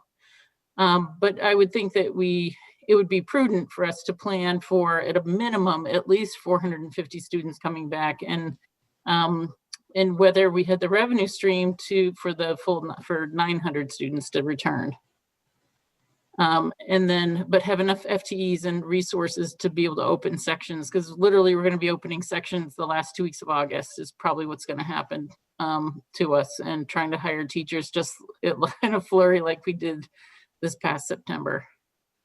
Okay, but before we leave this, in terms of the budget assumption, are we saying that we should build a budget on pre-COVID enrollment, or are you saying 50% return of COVID losses?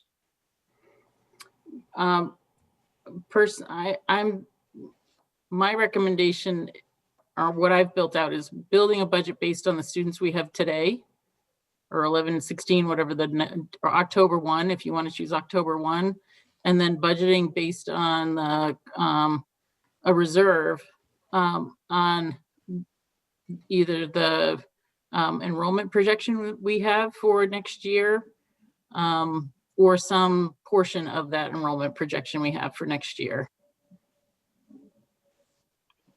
So, I mean, I'm gonna look at Mariah and say, what would advisory do? Like some of what I'm anticipating. WWAD. I think advisory, I think it's good to ask advisory what advisory would do, right? So that we aren't asked at the moment. And I think that'd be a great point. One of the things I think advisory would ask, and this is what sort of popped into my head right away, is there's a whole pool. The first group of kids who I think will be back is the kindergartners who were redshirted by their families. And we know those parents because they decided to withdraw. And so asking those, we can already ask those parents if they're intending to enroll in and that might also help us in terms of figuring out, like, we had a melt of, we were at 450 this year from 600. Yeah. So, and I like 100 of those were kids who enrolled and then unenrolled, right? So that might be already a good sort of forward projection tool. So I'm glad you said that, because I didn't actually state that. Kindergarten, Erin and I will be putting in what the projected enrollment is going to be for kindergarten for the 22 year. That's the enrollment we will use for kindergarten, is the projected enrollment. And is that low though? Because it's back to normal. It's back yes, to the but normal. Is normal low? Is normal low because we withdrew 100 kids? No, it's 600 versus 480. Right, but my point is that if we were supposed to have 600 in a normal year, 100 kids didn't show up this kindergarten, they're going to show up next kindergarten, and it might be 650 or 680. Yeah, we would need to find out if those kindergartners went to a private kindergarten or whether they didn't go to kindergarten at all. It would be Yeah, looking that's to what I'm saying is register. hopefully Yep. we have their parents' contact information to ask them what their plans are. I think just following up on what Mariah is saying, we need to survey them. We Yeah. need to ask those questions. We can find that out now in January. It can help us with the plan. I don't know, but we should do it sooner rather than later so that we know who's planning to come in the fall, all things being equal. I mean, not all things being equal, things being better. Yeah. David, did you want to jump in? Yes, well, that would be very helpful, certainly for the kindergarten and first grade numbers. That still leaves 2nd through 12th grade where we have a lot of uncertainty. And I'm wondering whether it would be possible to contact all the families who withdrew. Would that be too overwhelming? But hopefully that would give us a better sense of what the numbers will be, because I'm very nervous about creating a budget based on this year's numbers. And I think it's fairly safe to assume that next year's number will be bigger. The question is how much bigger. And I would rather be in a position where we have actually over budgeted and we can reallocate the money next year rather than under budgeted. And then we're kind of stuck when we get the numbers in around October 1st. Although I did hear you saying, Mary Ellen, that there would be a reserve budget that I assume would be more robust. Could you elaborate on how you envision that? So I think it, David, it really sort of gets to your point. But the nuance is that if you dole out or hand out or allocate any part of that reserve, you can't reallocate it in September. Schools are not that nimble.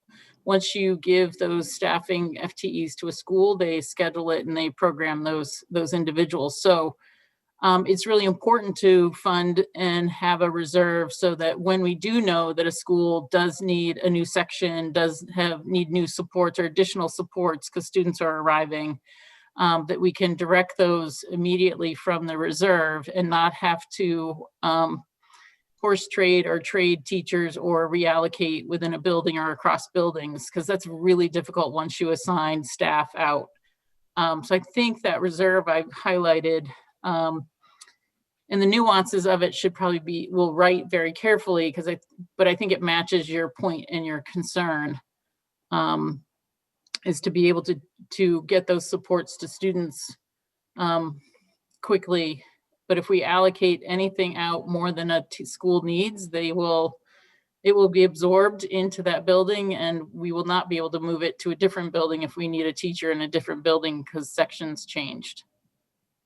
I mean, if I could just jump in for a second, I still want to remember that, so we have class size and we have our interventionists and our specialists, and we're going to need them more than ever, probably in the fall, again, for those children who may need that extra support, not just SEL, but academic as well. And so I really support the idea of a strong summer program, but I'm also thinking of a strong fall program to get the kids where they need to be. And so that's going to be hard because the tendency is going to be to say we have fewer kids, so we should limit our staffing in our programs, but in fact, we may have greater needs, although budgeting will be a problem. So I just want to throw that out there as some kind of a budget guideline to think about what those extra needs are going to be for our children.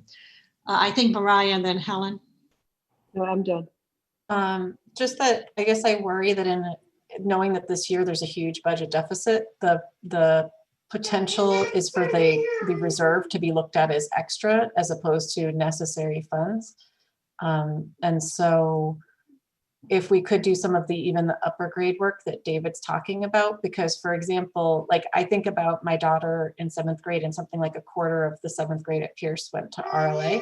And so, or outside of Pierce. And so knowing to what extent they're planning to come, we could map kids back. I think there's a lot of kids who could be mapped back to their actual grade with relatively high accuracy, to let you put some of those resources into place. Just giving that as one example. And then it doesn't make it look like, hey, we're asking for 80% of our usual budget with a 20% cushion that we might or might not need. I think it's just a perspective question. And I just want to make sure that we're presenting the real issues here. It's not like this 20% cushion or a reserve fund.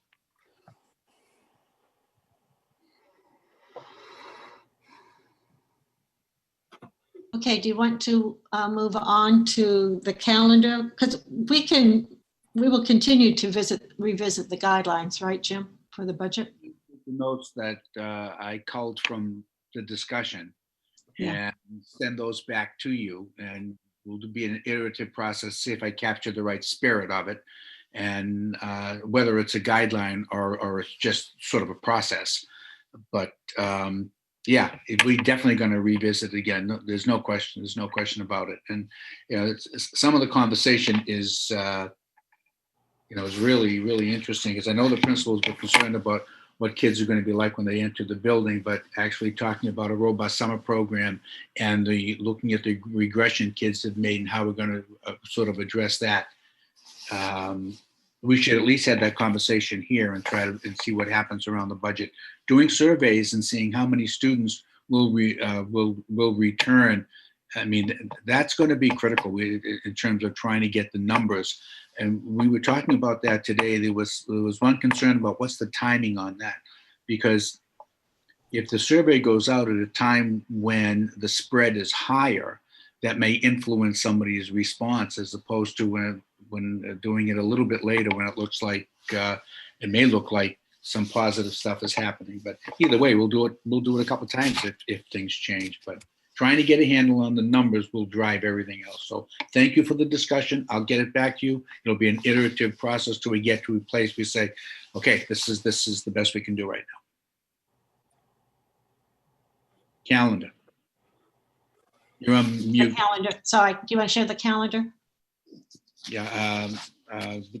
Can you put it up, Marianne?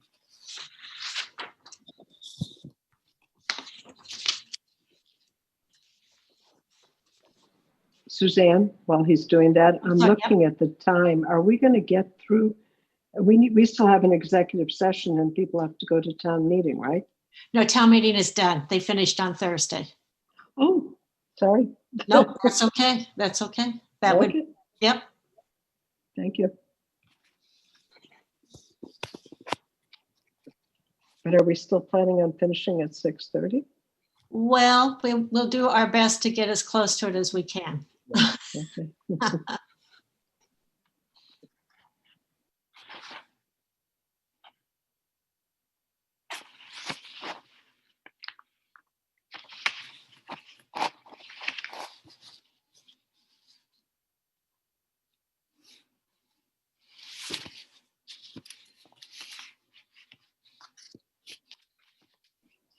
Then I guess my question is, can we skip the timeline and move on?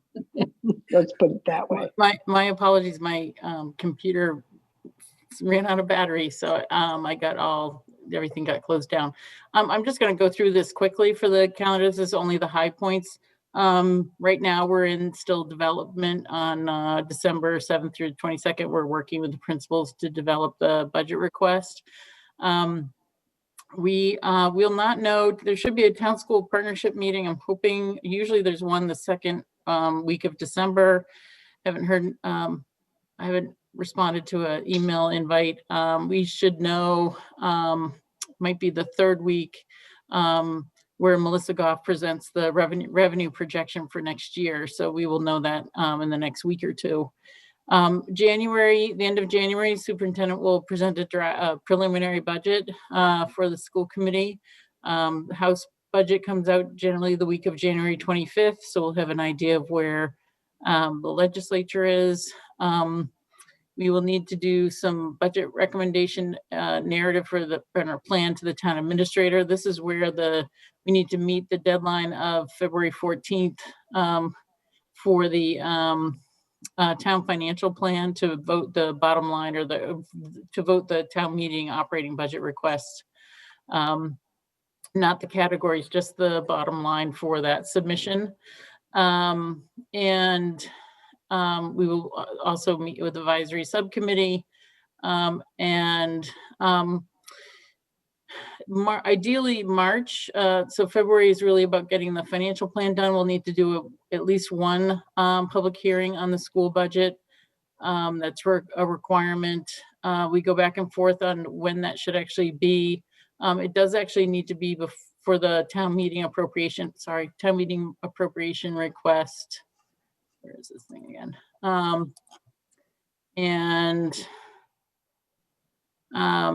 And then in March would be the time frame that we would really be looking at returning letters of assurance for return of employment, and also confirming with employees that are in unfunded positions this year. And those are the ones primarily that were one-year positions for the RLA. Moving staff back, we would really try to start working on that in March to align and have people know and understand where they had a position, and at what school and all of that, and get all of our supply and furniture orders ready to go for July 1.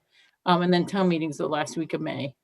So that's what's in the budget calendar for just high points in terms of markers and deadlines that we are going to have to meet. Mary Ellen, when might school site councils have a chance to look at the school budgets for advising? They would be sort of published fully published in OpenGov the end of January. So during the month of February, they would be able to look at those. I don't know what the site council meeting sort of schedule is, whether there would be one in January to help and inform, have conversation with the principal at that point. Yep. They don't need to have, it's really sort of how do we want to have information shared with the school councils ahead of advising or supporting principals ahead of the budget document going to the school committee, or just after, because at some point there's a point of no return. So I don't know if Jim has an opinion on when those site councils would have those conversations with principals. Yeah, I think, Mary Ellen, the budget calendar is pretty aggressive. I mean, we're halfway through by the time we get the winter break. December is going to be just about gone. You're talking about January. I think we haven't done surveys. We're going to be building a budget without the backup information that it seems that we're going to need, which may influence it. So I would like to see this. I would like to have enough information to the principals so they could have the councils weigh in on the budget, but the councils are not going to weigh in so much on parts of the budget that have to do with contracts and all that stuff. They're going to want to weigh in on programs and what's happening in their schools. So having the principals be able to have those conversations with their councils before the budget begins to get formalized, because as you say, once we start to formalize it, it's very difficult to change it. So I would be looking at the very beginning, maybe even in December, but the beginning of January, that they have those discussions. We could try to see if we can't have those discussions before we break for the holiday week off. But if not, then the week we come back, that they should be able to, the principal should have enough information to engage the councils in a discussion. If we go beyond that, then it's going to be sort of adding or undoing. We're not going to be able to consider it on the front end. That would be my view. Okay. Seeing no other hands raised. Again, that's probably going to be ongoing, I would guess, the calendar, but at least it gives us a framework to start with and to aim. Yeah. The calendar, it's going to be really important, as painful as it is, but it's going to be really important that we try to adhere to the calendar. Otherwise, we're going to be crashing in April and May, and we're not going to handle it well. Yeah. So we're going to have to push ourselves through February and early March to have discussions at the table that really push us. We may have to clear the decks. I'm talking to myself now. We may have to clear the decks and focus on the budget development so that we can we don't know what our funding is going to be. We're not going to know that definitively, but we should have a ballpark on that so that, if there are difficult decisions to be made, we should get to those, as I've said 1,000 times, earlier in the season and not later in the season. And so I think everybody's going to have a level of tolerance for some of the uncertainty that comes along with the budget. And the uncertainty is funding, quite frankly, and maybe even needs, and the enrollment needs. Right, Mariah? On that note, I mean, the timeline says that we're going to notify people in positions in March, but how are we going to know what's going on? It feels like too soon, right? To be able to, and then we look like we're behind when we really weren't behind. It's such an unusual year, right? So I just don't, then people are saying, well, they thought, well, that's what I'm wondering, because it says March, but do we have to do? Well, I think the people we notify in March are the ones I guess I described in our base budget, where we know we need them to open our doors. I mean, we should make sure people, if we know somebody is going to have a job, we should absolutely let them know, particularly if they're part of our base budget and we need them to open the doors so that there is no doubt. So that's where I think that's a lesson learned, is we put doubt across way too many employees as opposed to specific employees. And we want to keep the people we have and have them know they have a position in September without any doubt. And that's paras all the way to teachers, to all sorts of staff.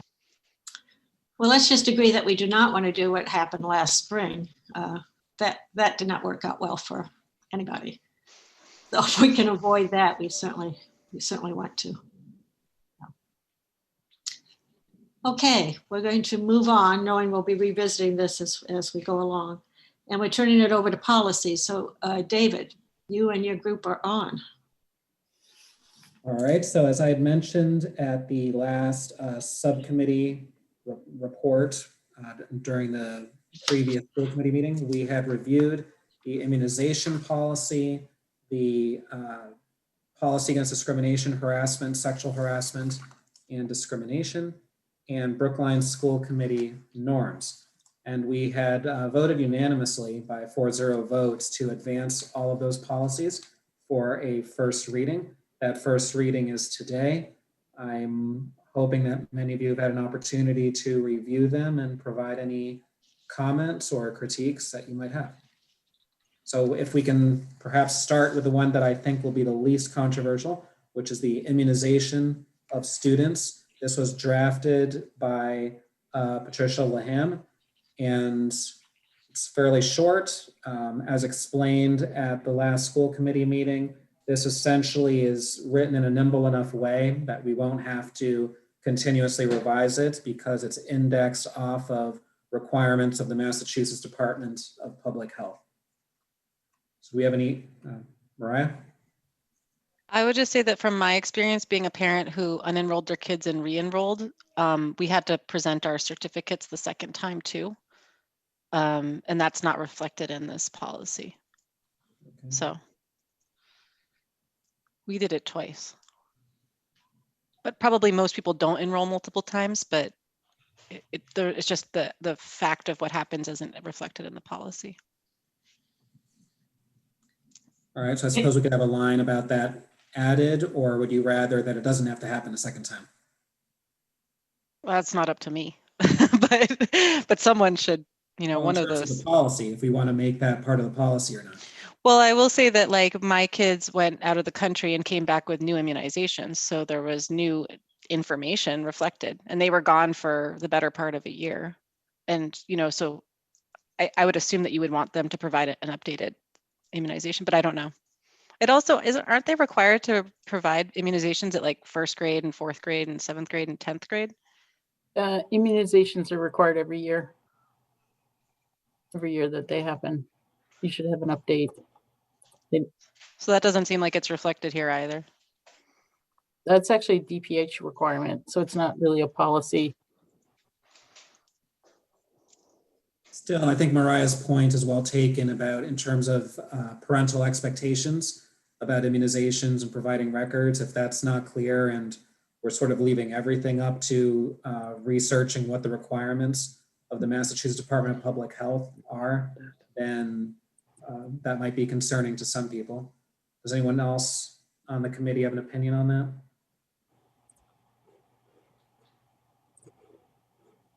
All right, anyone else have any suggestions or proposed edits?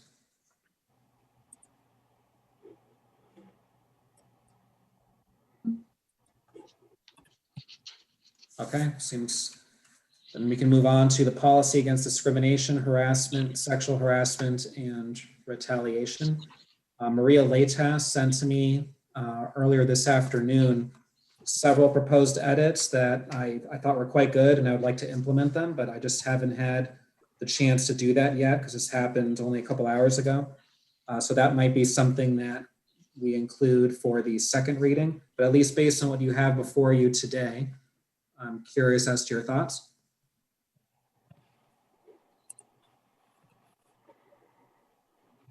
Mariah? I just happened to notice that the categories of discrimination don't match the ones that are on the town side, which wouldn't necessarily need to, but for example, economic status and housing status aren't in there. And so there might be other categories that you might want to make explicit that are, and those were just the two I noticed. There might be other ones to pull over from the town side or not, but just those I noticed. Okay, anyone else? David, were Maria's suggestions edits that were wordsmithing, or were they, did they have some real content to them? So some of them were substantive edits where it would add more information and detail that is in accordance with some suggestions from national agency. Well, Maria's, I guess, here now and she can explain. Maria, would you like to talk about the edits that you sent to me earlier today for the policy against discrimination, harassment, sexual harassment, retaliation? Thank you for repeating that, David. I was in the middle of logging on, so I missed the question. So primarily the edits that I sent were around making sure that, you know, the catalyst for looking at the policy again was the new Title IX laws. However, I think it's really important that we not diminish all harassment and discrimination. And not really just put a highlight on Title IX. So some of my suggestions were around that, making sure that we really highlight any kind of discrimination and harassment is unacceptable at the public schools of Brookline. And some of my other suggestions also are around really the importance of this policy, making sure that our you know, general statement really reflects our commitment to ensuring, you know, that we're welcoming diversity and all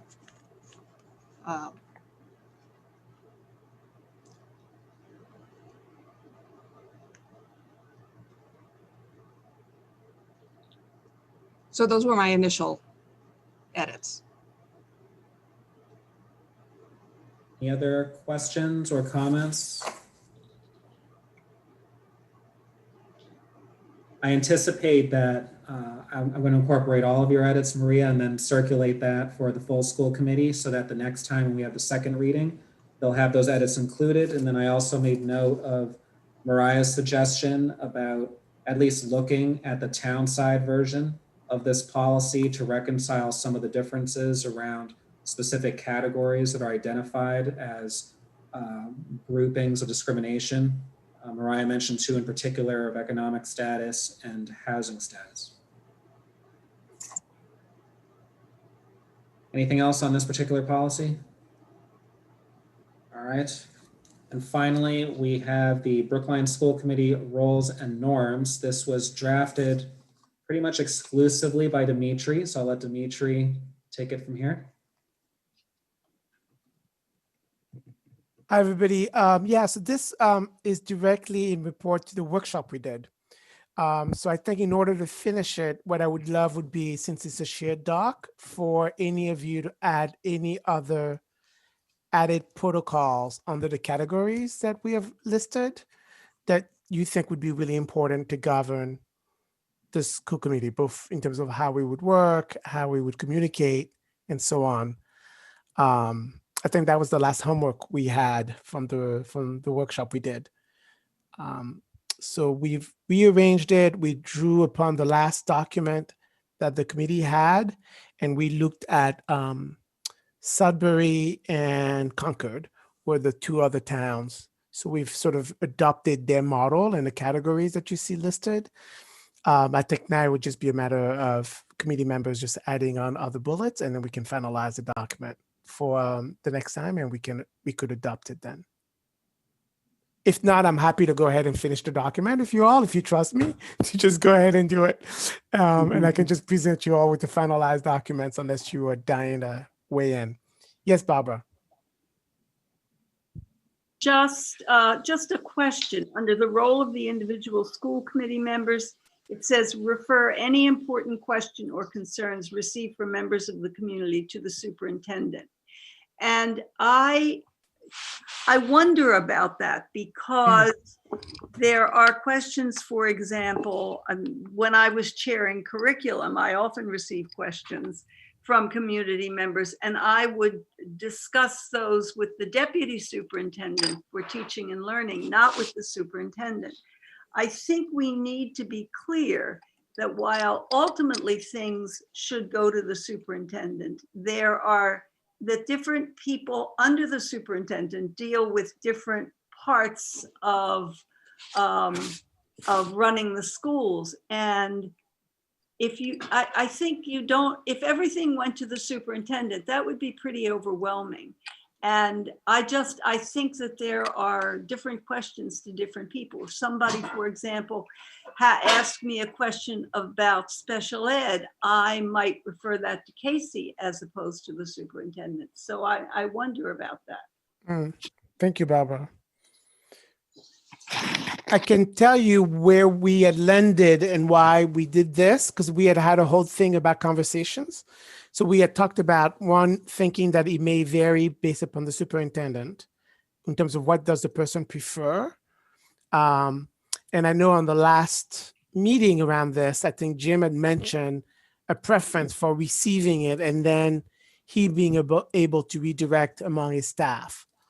But I don't know, Jim, if you have any additional thoughts on that one. I think my point on it was that Barbara's absolutely right. If there's a special education question, it would definitely go to Casey, or curriculum would go to teaching and learning. There was no question about that. My point on that was that the senior staff obviously have busy doing all sorts of things, and school committee members may get contacted from community members or whatever it's going to be, but to just come in to talk with either Casey or teaching and learning or whomever it's going to be could just divert people from the work that they're doing, because now a school committee member is coming in, so that goes to the top of the list and they need to respond to that. And if that happened just as a matter of process, then it would be disruptive to the running of the school system. So I certainly don't want to answer the questions, that I wouldn't be able to answer the questions, but just to be able to have some reasonable process so that it's not just somebody coming in and then getting an immediate response from a senior staff member that everybody's going to be polite and all that great stuff, but then it just distracts from the work that person is doing. So I guess there's a balance here. Barbara's 100% correct in terms of who will be responding to the question. My comments were, let's do this in an orderly way. So, which would mean that if you got a question, it goes, quite frankly, I mean, it would go to the superintendent's office, and the superintendent can say, hey, Casey,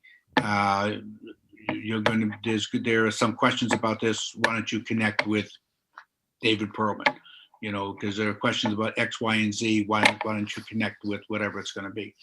And that seemed, it's not a control thing in the sense that I want to know everything that's going on, because I don't. It's not a control thing that I want to answer everything, because I do not have the answers. It's just a system thing to keep it from being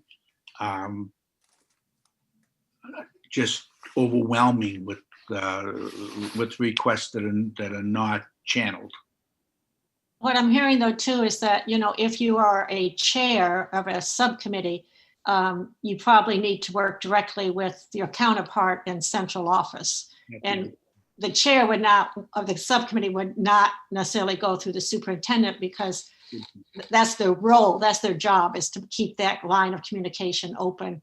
And so, finance goes to Mary Ellen, and Helen goes to her capital people, and you really do not, I don't think you want the superintendent in the middle of all that. So I think there's a distinction to be made from just kind of randomly responding to to school committee members, and there's a difference if you're a chair of a subcommittee and you have a working relationship with a member of central office. Okay, so I'll clarify that one as well. Yeah. So the relationship between the chair of a subcommittee to the central admin person. Yeah, I think Okay. there has to be a working relationship there without necessarily going through the superintendent. I could be wrong, but that's what I'm thinking. No, that's exactly right. That's a process that's in place. You've got a subcommittee chair. That's an understood relationship. Otherwise, it would bog things down. That's Right. exactly the kind of work that should continue. Yeah. Mariah? One of the things we talked about was who responds to all the public emails that are sent to like all 9 of us. And this does say communications, I think, and I wasn't sure if that's what you meant by that. Yeah, so I meant that as a heading, Mariah, and we would Okay. put in whatever bullets we thought would be really critical for us under communications. Okay, because I know that that's something we did talk about in terms of making sure that the public gets response, but like not all 9 people need to respond, but at least they get a response, and that would be something nice, I think, to put in there. And then the other thing, just building off of the bullet that Barbara had brought up, it seems too that like there's 2 different things going on here, like school superintendent's managing the operational stuff, but the school committee is in charge of the policy stuff. And the way that is written essentially delegates everything over, with the exceptions we just talked about, to the superintendent, whereas there might be things that are responses that are appropriate to come from the school committee because they're more policy oriented. And so perhaps doing a better, in the same way that you distinguished in the 4th bullet there about striving to make decisions that are about policies and vision decisions, and avoiding operational management decision making. I think that really needs to be like brought above that bullet about referring things, but referring operational and management stuff to, like to respond to the things that are our stuff, and to but not get into the weeds on the operational management stuff.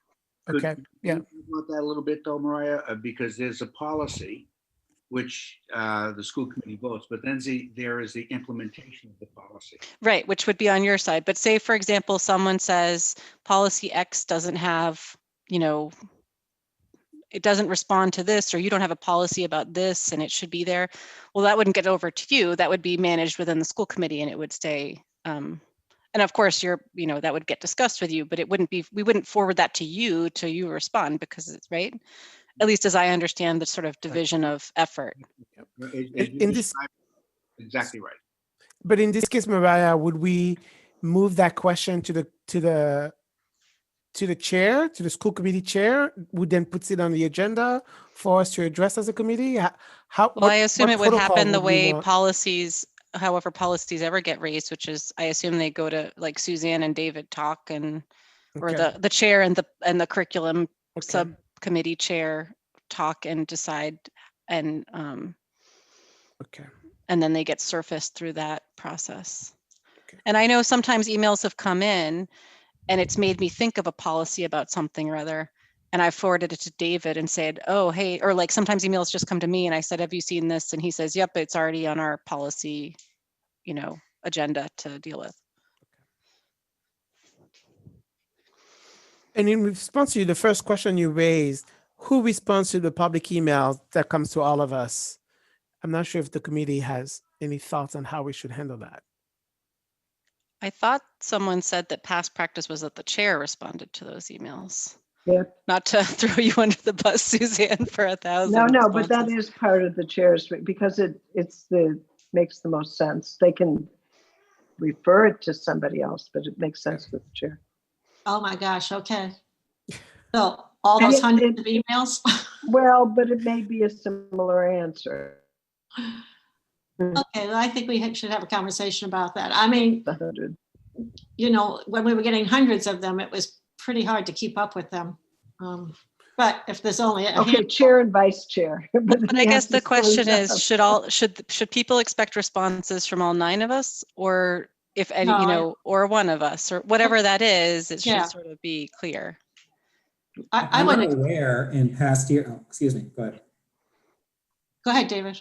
I was just saying, I'm not aware in previous years of there being some kind of hard and fast rule of who can respond to emails. It seemed that it was basically if individual school committee members wanted to answer, they did. And if they did not, they didn't. But they would be mindful to not say something on behalf of the entire group on a critical issue without reviewing it by the chair or the full committee. But if it's something that's more of a basic specific question, I personally don't see why we should have to leave all of that to the chair and or vice chair. I think any of us should feel free to answer basic questions of fact. But that's just where I stand. I don't know if others feel differently. I don't see of it as the maximum number of people who can respond, but sort of the minimum. Often I write back to someone and they say, I've never heard from a school committee member before, and that doesn't feel right to me. There should be some level of responsiveness. Right, no, I agree that we should be responding. I do think we got totally overwhelmed this fall and got totally behind on anything like that, which we've tried to say to people publicly that they probably aren't going to hear from us because we couldn't respond to everybody. But that doesn't mean going forward that we shouldn't think about how that should look and sound. Okay. Oh, Susan, do you want me to, another way we could do this would be to add a communication subcommittee that you could call. The chair could call a communication subcommittee to just deputize 1 or 2 people to just respond. Yeah, well, we do have, Mariah does respond on social media, right, Mariah? We did go through that conversation before you were on board, Demetra. Okay. But I'm not doing all the email too. I know, absolutely, no. I try and respond to as many as I can, but yeah. Okay. Yeah. So Mariah, do you want me to capture that role in the protocols, that there is somebody? I'm really interested because you were doing research in peer districts, how they, if they write anything about that and how they manage that. I mean, it seems like something that must come up pretty frequently. That's interesting. You know, it didn't come up in the protocol that I looked at. That specific thing did not come up. So I actually don't know how they're all managing that. So did they talk about who responds to the press? Good question. You know, I had just sort of went through looking at the protocols that they had and what they had in writing. They did not seem to have anybody sort of indicating who handles. So our practice has been that the chair or handles the press. Designee responds to the press, but usually it's the chair. It just, if you have 9 people responding to the press, it can be complicated. Okay. Right. You don't want that many voices. So it's a similar sort of thing of various people's, maybe it's the chair or the chair's designee, and that makes it easier for you or anybody who is a chair to do it. And then if other people know the person who's writing, you know, certainly they can respond, but it should be in concert with what the chair has responded. And maybe we need to see that response when it happens, so we know that the person's been attended to. Okay. Great. Okay, great. Well, or maybe what it comes down to is the policy is that the chair responds to emails and other people do if they want, and it's sort of up to the chair whether or not they respond, but then it's not up to individual school committee members. There's no expectation that they respond to every email, right? Right. Okay, let me take And it the up. chair would respond, I am responding on behalf of the The school school committee. committee, yeah. Okay. As things are now, I generally have no idea whether somebody else might have responded to an email. Right. So I don't know how to solve that because we're not supposed to copy everybody on our responses, right? Because that would be deliberation or somehow not okay. So I don't know how to solve this. I think the chair can send it out with CCs to all of us because the letter went to all of us. And it's a public document anyways, if somebody wanted to ask for it. It depends on the content. If Suzanne is, crossing new ground, breaking new ground on her comments, but you would be unlikely, Suzanne, if responding on behalf of the committee to make some sort of comment that didn't reflect already the consensus of the committee or previously established information. I've seen it handled this way, if this is helpful, where in an open session, the sort of the beginning, there's maybe an item that says communication, and the chair says we received 752 billion emails, and so many of them were angry about blah blah blah. Others recommended that we do this, and others recommended we do that. I'm going to respond with the group response to in this way, this way, this way. Now the thing is, who's going to read those emails? And if it comes in the volume that it's coming in, then in order to respond to people, you're not going to have a chance of time to read them all. But somebody could read them all. Somebody that we could delegate or designate to read them all and just categorize them. The gist of these is this, the gist of those is the other, and the gist of the third is the third. And then the committee can say, okay, if it's something we can respond this way, this way, this way, then it's and the chair responds for the committee. And I have seen that. Some of the emails are difficult to read, but the responses, it comes from the chair, but it does sort of a group response. You can't individually respond. I tried doing that for a while, but there's no way you can keep up. And if you're going to do your other job. So anyway, that's an idea. Well, it feels a little bit like when you send a petition off to one of our elected officials, which we are actually, but what I'm talking about are legislators, and then you get the email back that says, thank you for your concern. But I don't know if that's very satisfying or not, but it's something to think about.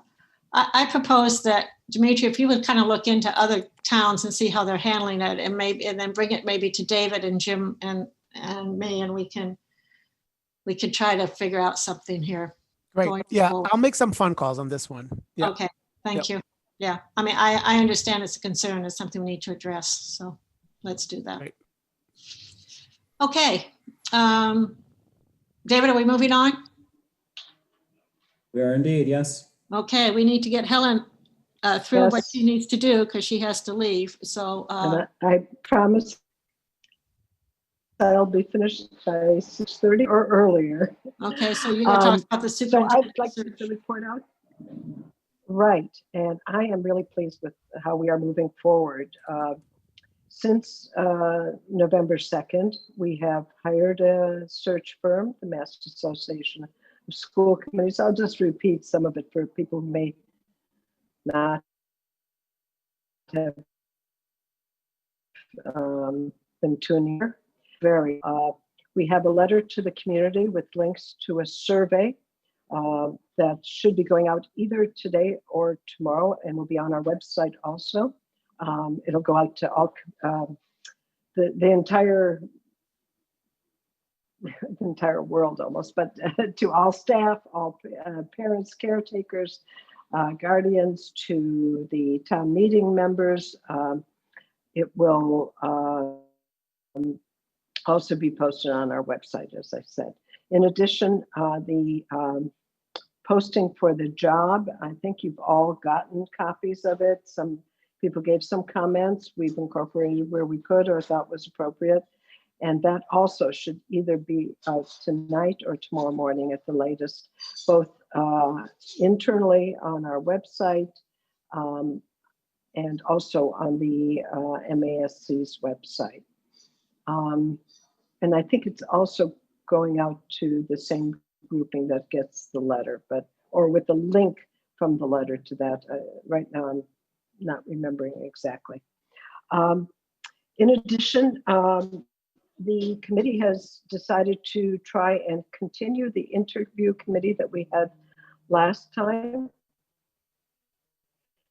And most of the committee has agreed to continue to serve, with a few exceptions, and we will be substituting, obviously, the student who graduated and a few other positions on the interview committee. I hope that at the next meeting, I'll be able to share the list of who they are.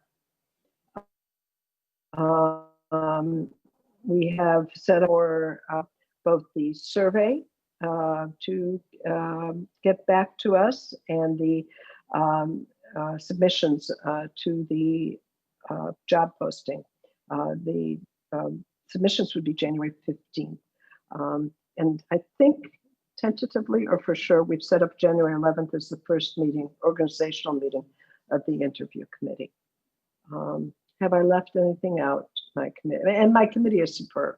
Everybody's helped out here and really worked hard. But do any of you have any pieces that I might have left out?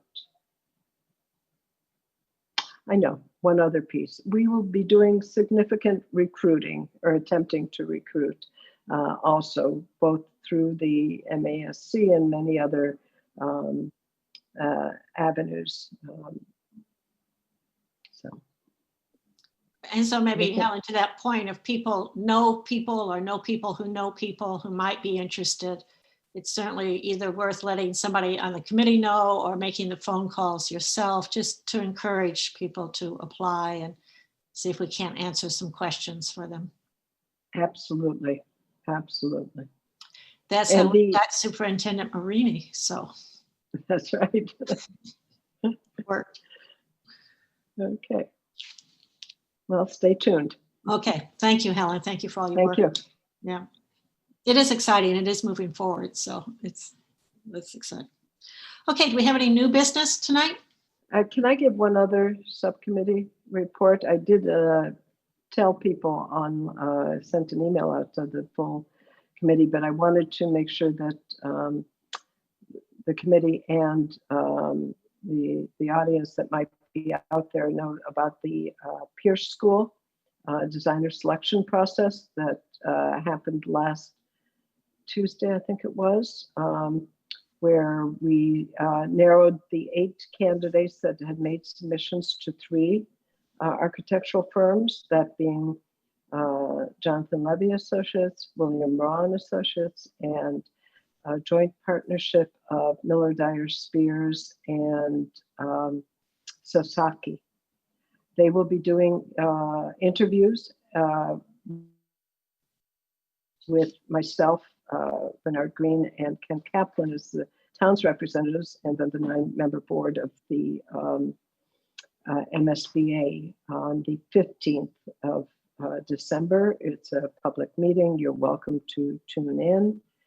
And we're looking forward to their presence and their answering questions we might have. If anybody has seen their submissions to date and has questions they want us to think about, that would be great. So that's also moving along. Thank you, Helen. Thank you. Mariah? Are the responses posted publicly anywhere for people to see? Either the full 8 or the subsequent 3? I guess I'm just wondering how the public might be able to react to what was presented in advance of the meeting. I know the school building committee got it, the principal and the school committee. I don't know what MSBA does. And I can try and find out. I guess the point being, if it's a public meeting, to have people be able to see what is under discussion might be helpful, right? Well, they will be presenting at the public meeting. Oh, so it's not just question, again. they'll also present. Okay. No. Oh, Thanks. they'll be presenting. No, they have a 20-minute presentation. Great. or maybe even more. Yeah. Okay. Thank you, Helen. We got you out by 6:30, so that's good. We're going to go into executive session. So I'm going to move to meet in executive session pursuant to Massachusetts General Laws, Chapter 38, Section 21A for the following purposes. Purpose A, to conduct a strategy session in preparation for negotiations with non-union personnel, non-aligned personnel. Purpose 3, to discuss strategy with respect to collective bargaining with the Brookline Educators Union, BEU, Unit A, Unit B, and paraprofessionals, and ASME, School Food Services, Brookline Educational Secretaries Association, Building Services employees, if an open meeting may have a detrimental effect on the bargaining or litigating position of the public body, and the chair so declares. And purpose 7, to review and approve executive session minutes from the following meeting, November 12th, 2020. And we will not be returning to open session. So we'll do I have a second to the motion? Thank you, Mariah. And we'll take a roll call vote on that. Helen? Yes. Susan?